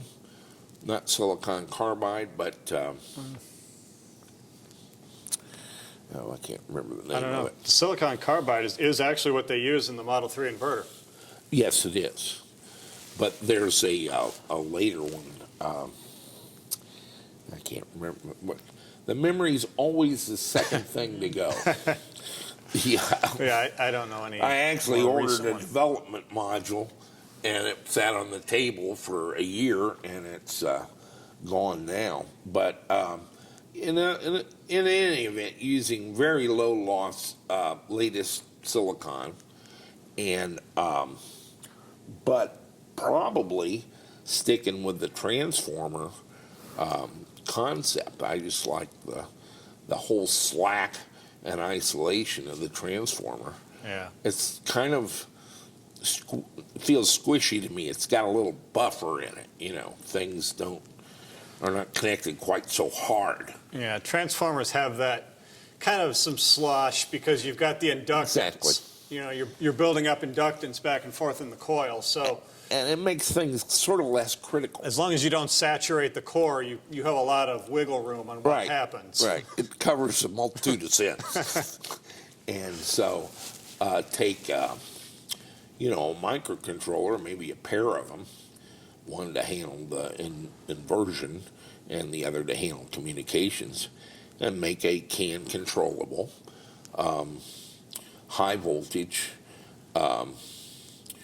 inverter of significant size, 20 or 30 kilowatts, which ain't no thing for us with the car inverters. Yeah, the car That's a inverter is little like bitty 100 one. kilowatts. Right. I've got 100 kilowatt inverters stacked up in the back room Yeah. that do 3 phases of that. So I just need really 1 phase of the split transformer, and use some of the Cree, or what is it, Wolf Speed, Yeah, Wolf Speed, I think that makes the silicon carbide. the modules. Yeah. Yeah, and that's really using Cree technology, but they've kind of productized it for them and Yeah. so forth, in a little different way. So do that and have it completely controllable in voltage and frequency and everything by CAN. And with our ESP32, actually wirelessly, if you want. In fact, almost all the microcontrollers that we use have PWM controllers for that exact thing. Yeah, So it's already it's built built in. right in. And so that's kind of an area, if I just wanted to spend money and blow shit up. Yeah, that's the thing. I think it would be easier to do a power control scheme like that than in a car, both because it's a lot less power. In a car, you're talking 100 kilowatts. Mm-hmm. And in a car, your load can be a lot more dynamic. Huh. So it's easier potentially in a static application, but still, you blow things up on the prototype phase. Would you have any interest in tackling something like that? Yeah, I mean, my dad's doing solar panel installations too, so he'd probably be interested in testing it even. Mm-hmm. We have some inverters, but I don't think he's got That's very the large problem, ones. is they never have exactly the right inverter. And part of it is a constant battle between what their customers are telling them they want and what the utility companies tell them that they can use. Yeah. And we're outlaws. We void warranties. We're not good people. By definition. And so maybe we'll take a look at that. Why don't you look around at what what's the name of that other silicon? It's been developed after the 6, and I just can't remember the name of it. And it's even higher frequency and even lower loss, but it's not cheaper. But look around and see what the dream module you'd like to work with, and we'll see about getting a transformer, and maybe start playing with that. Yeah, and the nice thing about that application is that you can use just the one. If you get one module, that's all you need to output the single phase AC that can be split. You know, Right. Output 240 and you're splitting to 110. Right, exactly. You do that in the transformer. So, yeah. And Europe can go drop off the edge of the earth. I think they're all dying of coronavirus anyway. So the 3-phase and that sort of thing I've got no interest in. But when you think about it, I just don't know why they don't have this. In higher powers, they tend to go 3-phase, but homes now, new homes typically have a 400 amp service. Yeah. So how does that work? And it's split phase. It is. Now yeah. it's 3-phase right out on the pole. I mean, you could, since home breaker panels are split phase, maybe you could get away with using 2 of the phases or something on a 3-phase system, but you won't have them all. Actually, in Europe, they usually take three-phase right to the house and only hook up the one phase at a time. Well, no, in a lot of Europe, they use three-phase. And the Definitely wall. more common. Yeah. In the wall. What was his name, Damien? Yeah. That's three-phase power in the wall. Yeah, they definitely run the three-phase right to their houses, which I almost kind of wish they would do here. The socket in the wall is So- three-phase. They have appliances that run on three-phase. It's more efficient. Well, no, I understand the theory of three-phase, but we don't do that. But yeah, we don't do that here. And, They keep it as far away from the house as they can. I did have one guy hook up a Signor split phase to a three-phase grid system, and just couldn't understand the smoke. So that's okay. Well, we'll toss that around, and this changes every week. But look around and see what the latest, coolest power module is.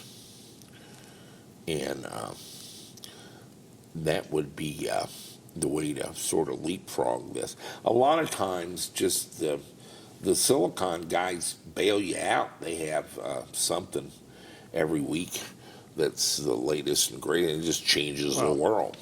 And the nice thing about doing an inverter like that is usually the silicon vendor has reference designs. Yeah. And even all these commercial people, what they do is they take the reference design, copy paste into their design, and make a few changes. It's all the reference design. Right. Well, nobody's doing anything too creative. Yeah, I know. Well, I'd want to be a little creative, but I'd like to do to me it looks like we do the same thing and put a different transformer for 48 volts or 400 volts, Yeah. I guess different capacitors on the input, but but adjustable in voltage and frequency to a fairly fine degree. Well, the nice thing too, I don't understand always why they use these low voltages. If you take a 400 volt battery pack and you rectify it to 240 volts AC, the sine wave comes up to like 360. So you're almost just taking the battery pack voltage and PWMing up to the battery pack voltage for 240 volts. So you would expect that a 400 volt input would actually be easier to make, not harder. It's for all 48 part of than God's 48 plan. volts. How do you think they got to a 400 volt battery pack? That is why they have 400 volt If you battery take packs. 240 volts AC and Yeah. rectify it, guess what you get? Yeah, the motors that they're using in EVs, at least the initial ones, like the UQM motor, it's a 240 volt three-phase motor. That's what it is. You just easily can make that on a 400 volt battery pack. Our standards for electrical power have driven all the innovation anyway, and when you try to deviate from that, you're reinventing the wheel. And so that's exactly, aside from the low I2R losses, as if I was going to make a 240 volt AC sine wave, it would be nice to start with a higher DC voltage. Yeah.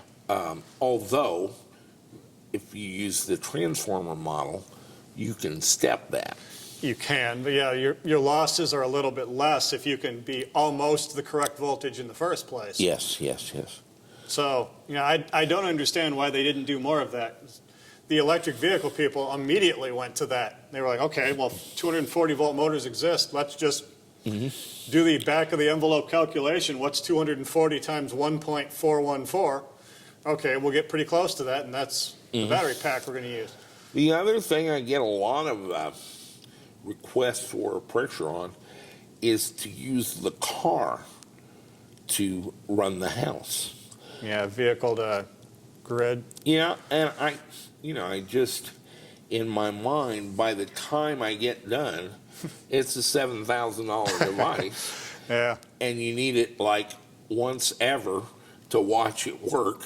and then you're never going to plug into it again. Yeah, Nissan made them in Japan. You can get a little thing that hooks to shadow mode, hook into your Leaf, which has the whole 24 kilowatt hour pack.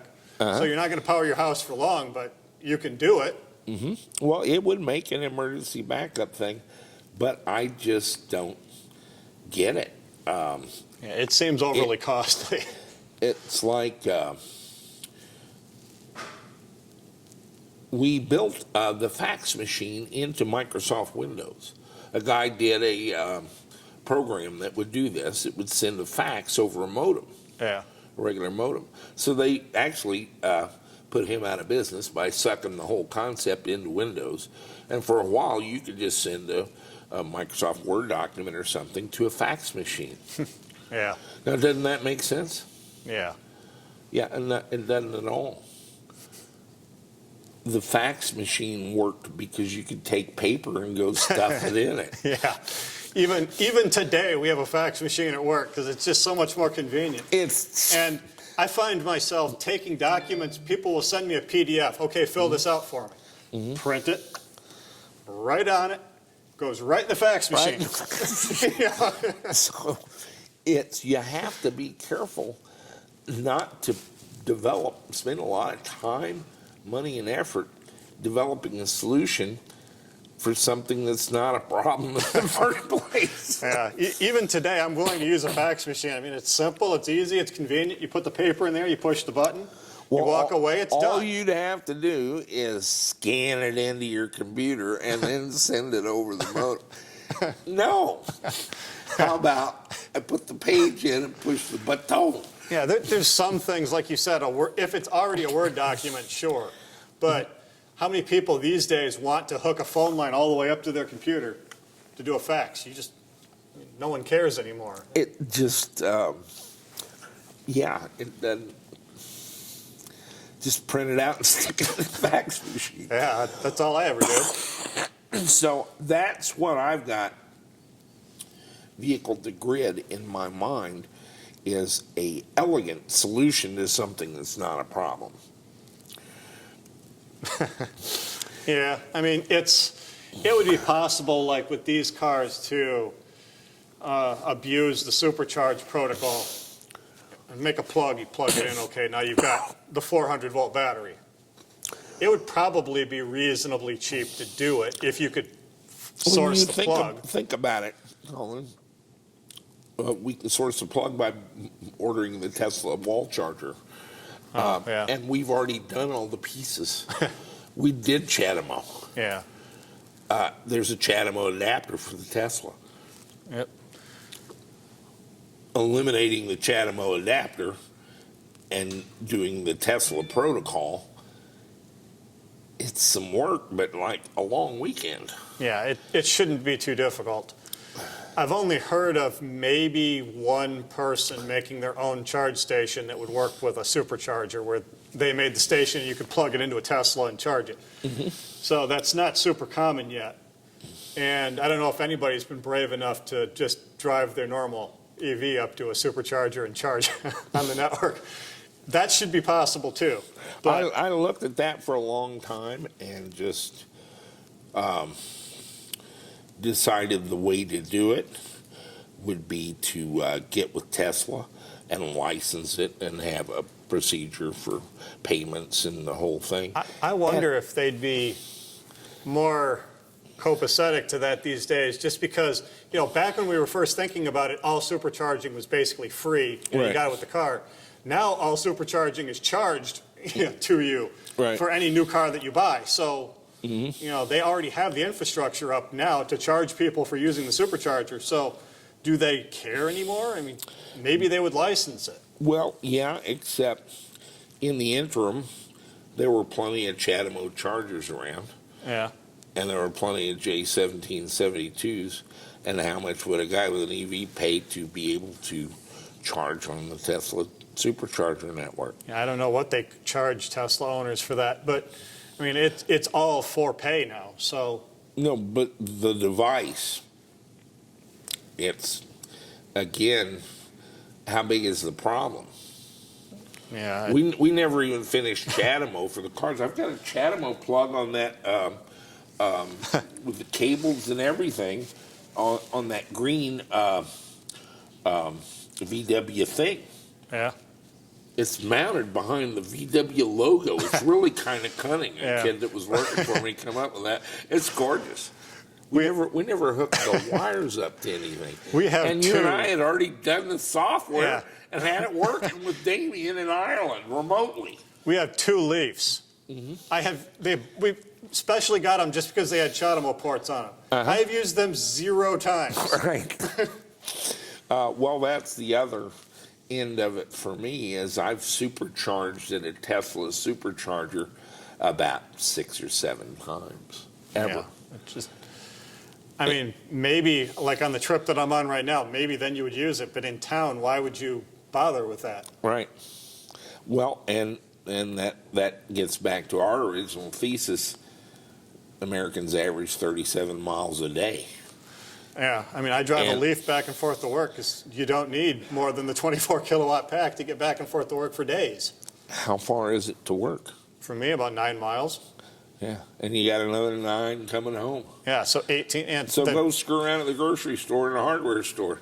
You still can't get to 30 miles. Yeah, so I drive, 20 miles a day maybe. And so my Leaf is decreasing from, 75 miles down to 67. I never go 67. I mean, it is a little bit annoying to have an electric car that has like a 65-mile range, the Leaf. It can be a little annoying sometimes. If I drive to the south end of town and back I might drive 65 miles. But, Grand Rapids is a big enough city. There's J1770, there's 1722 connectors all over the place. If I drive to the south end of town, I can plug in. By my house at the movie theater, there's plug-ins. Well, but J1772 involves some time. Yeah, it's Chatamo slow. or Tesla supercharger. When I do use it, it's in St. Louis. There's one 30 miles from me down the highway, and I went down there and tested it, and it does work. Yeah. But I'll go to St. Louis, and I could probably get to St. Louis and home in the Model Probably. 3. Except St. Louis is a big metropolitan area, Yeah. and what did I drive up there for? Yeah, you I want can't to go go anywhere. to here and go to there and do this and do that, and so by then I can't make it home. Yeah. And they have a supercharger there, and literally 10 minutes on it, and I'm up easily getting home. Yeah, I wish that the reason I haven't used a Chatamo connector on a Leaf is because they actually don't exist on the entire west side of the state of Michigan, which is, they're only in, well, they were We supposed to don't be really at, have them here except in St. they were Louis. supposed to be at the Nissan dealership, but do you know how motivated they are to keep it running? Oh, yeah. Yeah, they'll work on that real soon now. Well, that's why I count Tesla's supercharger network as such a high moat. I ran into a guy, this was years ago, who went to the Costco because he knew they had chargers there. Yeah. And they had even advertised that they had chargers there. And he got there, and they were all broken. And Yeah. he went inside to ask them about them, and none of the cashiers or managers knew that they had them. Yeah, that's definitely a problem. About 35 miles from my house is a city called Muskegon. They have festivals and stuff there. We thought about driving a car there once because they have chargers. But the problem is I can't know for sure that the charger is going to work or that someone hasn't iced it or someone else isn't charging. So Or someone hasn't hacked off the cable Yeah, to so- take down to the metal place to get the $9 they can get for the cable. yeah, so it can be tougher in a vehicle like that has a limited range. Leafs, really you'd be lucky to get more than 60 miles usually out of a older Leaf. So it can be tough then, for a daily driver it is just the nicest thing, but I live 450 yards from here. yeah, I charge every week or so. yeah, so And I then love on it for that. sunshine, obviously. There are months that we don't have a gasoline bill. Just drive back and forth to work, drive to the store and various places around town. You can go a lot of places on a 60-mile range. I haven't been in a gas station for 3 years. And then it was to gas up the wife's Escalade. Yeah. Because she doesn't like to go to gas stations. And I've got her driving the Model S almost entirely now, so that doesn't matter. So yeah, that's still most of the electric car use, but some of these Tesla guys are just tearing it up. But Plug-in America had this map Yeah. with J1772 charging, and anybody could add one to it. Yeah. And they never take any off because they want you to believe there's more and more charge stations. They're promoting EVs. Yeah. And that's kind of what Plug-in America does mindlessly and artlessly. But if you rely on that map to go charge something, you're going to wind up on the back of a flatbed truck. Yeah. There's quite a few dead ones. Because it's not, the map's not maintained, and there is no network. This is just people with J1772 charge stations, and so nobody maintains it. I think that sometimes they do automatically add, like the Leaf on the telematics system seems to automatically add any new J1772 charger that you reach. Well, we have them at work. My parents have one at their house, so I can see those on the map on either car. Right. They were added through the telematics system. So they definitely auto-upload those. Do they auto-download them? Yeah, I think so. Do they delete them when they don't never work? delete them, as far as I know. They never come off the map. So you better hope it's still there. So Tesla actually maintains their superchargers. If one goes down, somebody goes and fixes it within a few hours. That's definitely a big perk for that. And it's so all the other automakers are like, we don't need to fool with that. We didn't do it with gas stations. All right, whistle that song while Tesla and what do you think the total investment of Tesla in their supercharger network is? Yeah, I don't know. The last I checked, it was $550 million total ever. Yeah. It's not even a big thing. I'm sure it's more now because that's been several years. Yeah, they are definitely deploying those everywhere, which gives them a huge advantage. Sure, it does. It's just an enormous advantage. I talked to a gal here that was a waitress for years. She has her own restaurant now. She said, "Jack, how's the electric cars going?" I said, "Oh, they're going pretty good. I'm having a good time." She says, "So are they good enough now where I can drive one to California?" I said, "Well, some are and some aren't. In Tesla, you can do that." How often do you go to California? She says, "Well, not very often." Yeah. Well, how many times did you go this year? Well, I didn't go this year. We got the restaurant. I worked 17 hours a day, 7 days a week. Yeah. And I said, "Well, yeah. So how many times did you go last year?" She said, "Well, I didn't go last year either." I said, "Vanessa, tell me the truth. Have you ever been to California?" "Well, no, but I got a girlfriend that lives out there, and I might want to go." I said, "Well, if you get a Tesla, you can. Yep. And if you get another one, you probably can't." Now, this is the great unwashed, not enthusiasts such as ourselves. Here's an electric car. Cool, I love the idea. No gasoline, smooth, quiet, I'm in. Now, can I drive your car to California? No. Can I drive your car to California? Yes. Okay, I'll talk to you. We're not to anything about the car yet. Yeah, pretty much. You're out of the discussion because you can't go to California.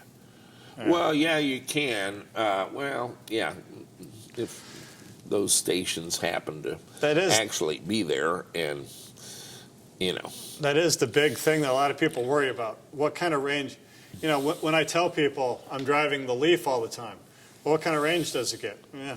In the winter, like 50 miles. In the summer, like 65. Well, what if you want to go 100 miles? I'm not going to drive the Leaf. I won't drive the Leaf. Pretty much what it boils down to. Right. It's pretty simple. Well, what if I wanted to replace that as my only car? I guess you're not going 100 miles. Well, that was the first step in putting us out of the EV business, and I announced it on cameras.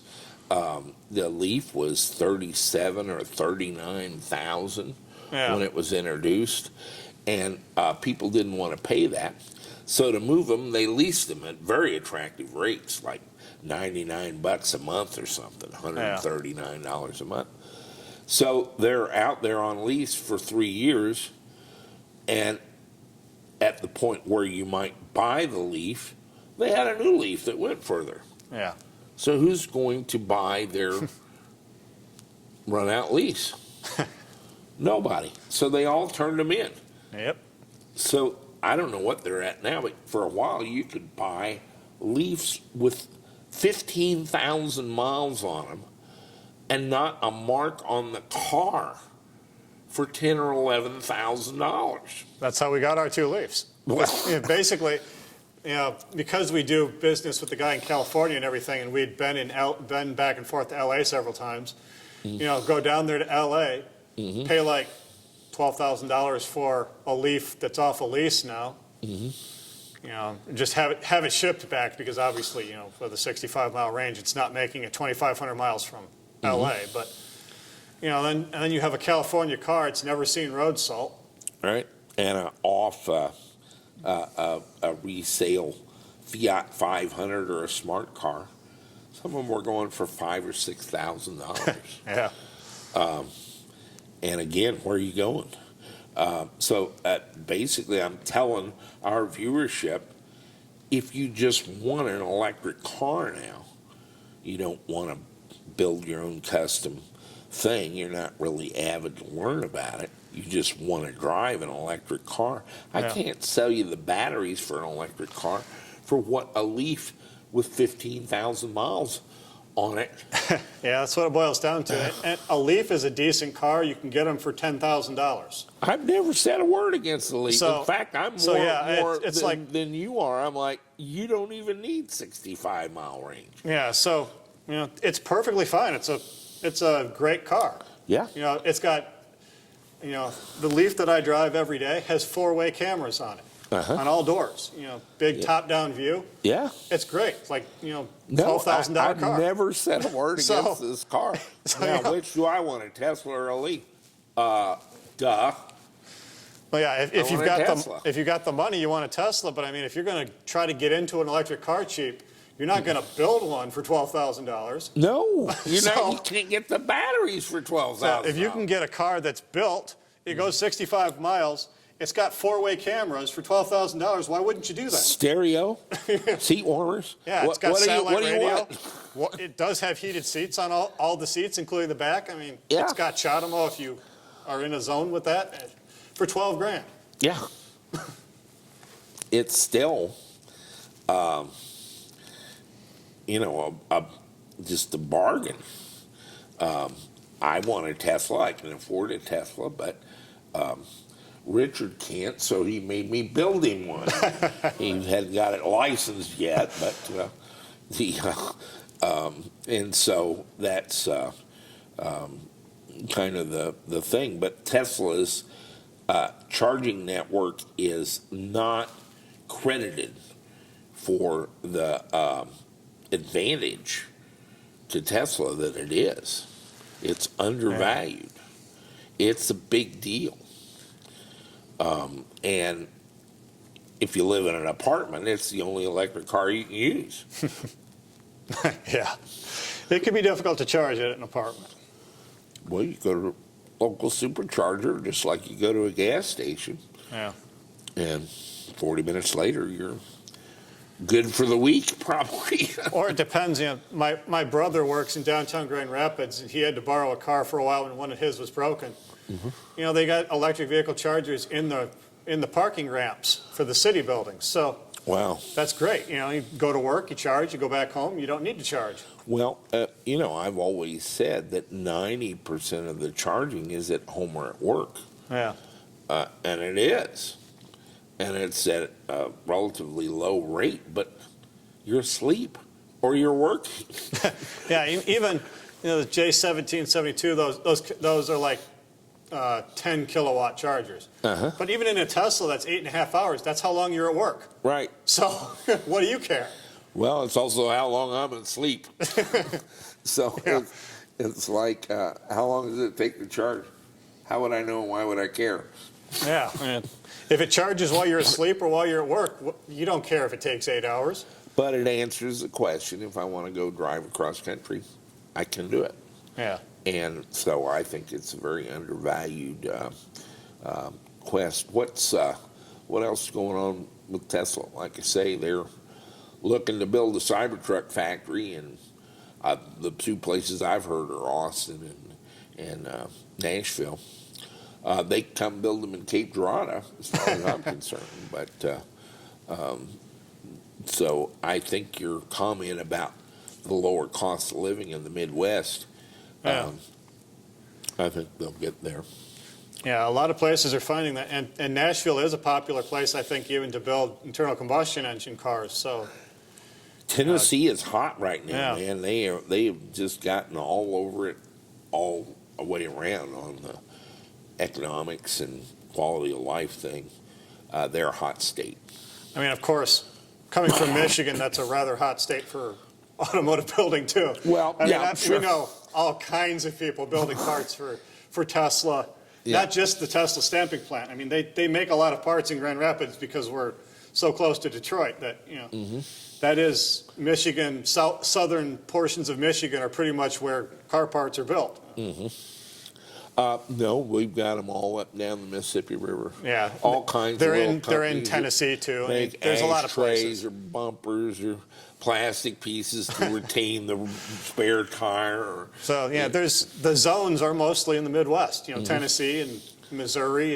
And they're not making what Michigan. they do in the big car plants. They're making $8 or $9 an hour in little factories. And, yeah, GM was pretty famous in Michigan for paying their people quite a bit of money. well, they're pretty famous also for squeezing their suppliers for the final farthing. We knew a guy who did tool and die for GM, just horror stories of GM will string their vendors out to the very last second and try to bankrupt them and then buy the stuff for pennies on the dollar after the place is bankrupt. Just nasty business practices. Oh, yeah, they'll pay on 180 days and take a cash discount. Yeah, basically, yeah. And, if you have to make parts for them, let's say it costs you $10 to make a part for GM, they'll pay you $10.05. Right. So you better hope that you're making 100,000 of those parts and that you don't have any downtime. Well, they'll can't pay afford you it. $11.25. But if some truck driver gets your parts at the wrong gate or 10 minutes late, they have a clawback that's $2. So yeah, we've definitely heard horror stories of people in our area that did dealings with GM and just got screwed badly. Well, it's good to see you. Let's think about doing our own inverter. That might be an idea to play with. What's involved in synchronizing it to the grid if we wanted to be grid interactive? Well, we definitely have to, you'd have to have a very fast way of monitoring the voltage, which probably is going to be more or less just a step-down transformer from the really super high voltage down to something you can deal with, and then bring that into an analog input after protecting it. 'Cause unfortunately, the AC grid is horrifically nasty, but you can put enough protection on there and monitor your voltage. Well, if you're putting out and it's putting out too, it's sort of, a guy asked me this question the other day. I said, well, 60 hertz is not very fast. No, I mean, more or And less. 240 megahertz is like much faster. The grid is doing the sine wave, and like with a normal inverter, if you're not doing field-oriented control, you just basically have a sine table stored in your flash memory. Right. Load that up in RAM when you start, And you're playing a sine table over and over and over. You hit the end, you go back to the beginning, sine table over and over. I mean, that's all you're doing. That's all the grid is doing. All you basically have to do is shift your load forward or backward to adjust how much you're putting into the grid or pulling out from the grid. So, I mean, it's a giant sine table in PWM. So the theory of it isn't super complicated. It's just getting it right and not blowing your inverter up. Not blowing your inverter up. Well, there's that. Collin, thanks for stopping by and being on camera with us. We don't get to do much FaceTime with you, and it's been an interesting conversation. I think we talk very well by email, but I kind of see that the bandwidth is higher in person. It is, yeah. And we cover a lot more ground really quickly than emailing each other between our lives. Lives and wives and all that. Yeah. And so that's an interesting area. Stay with us. There'll be more EVTV. And who knows which direction it'll go.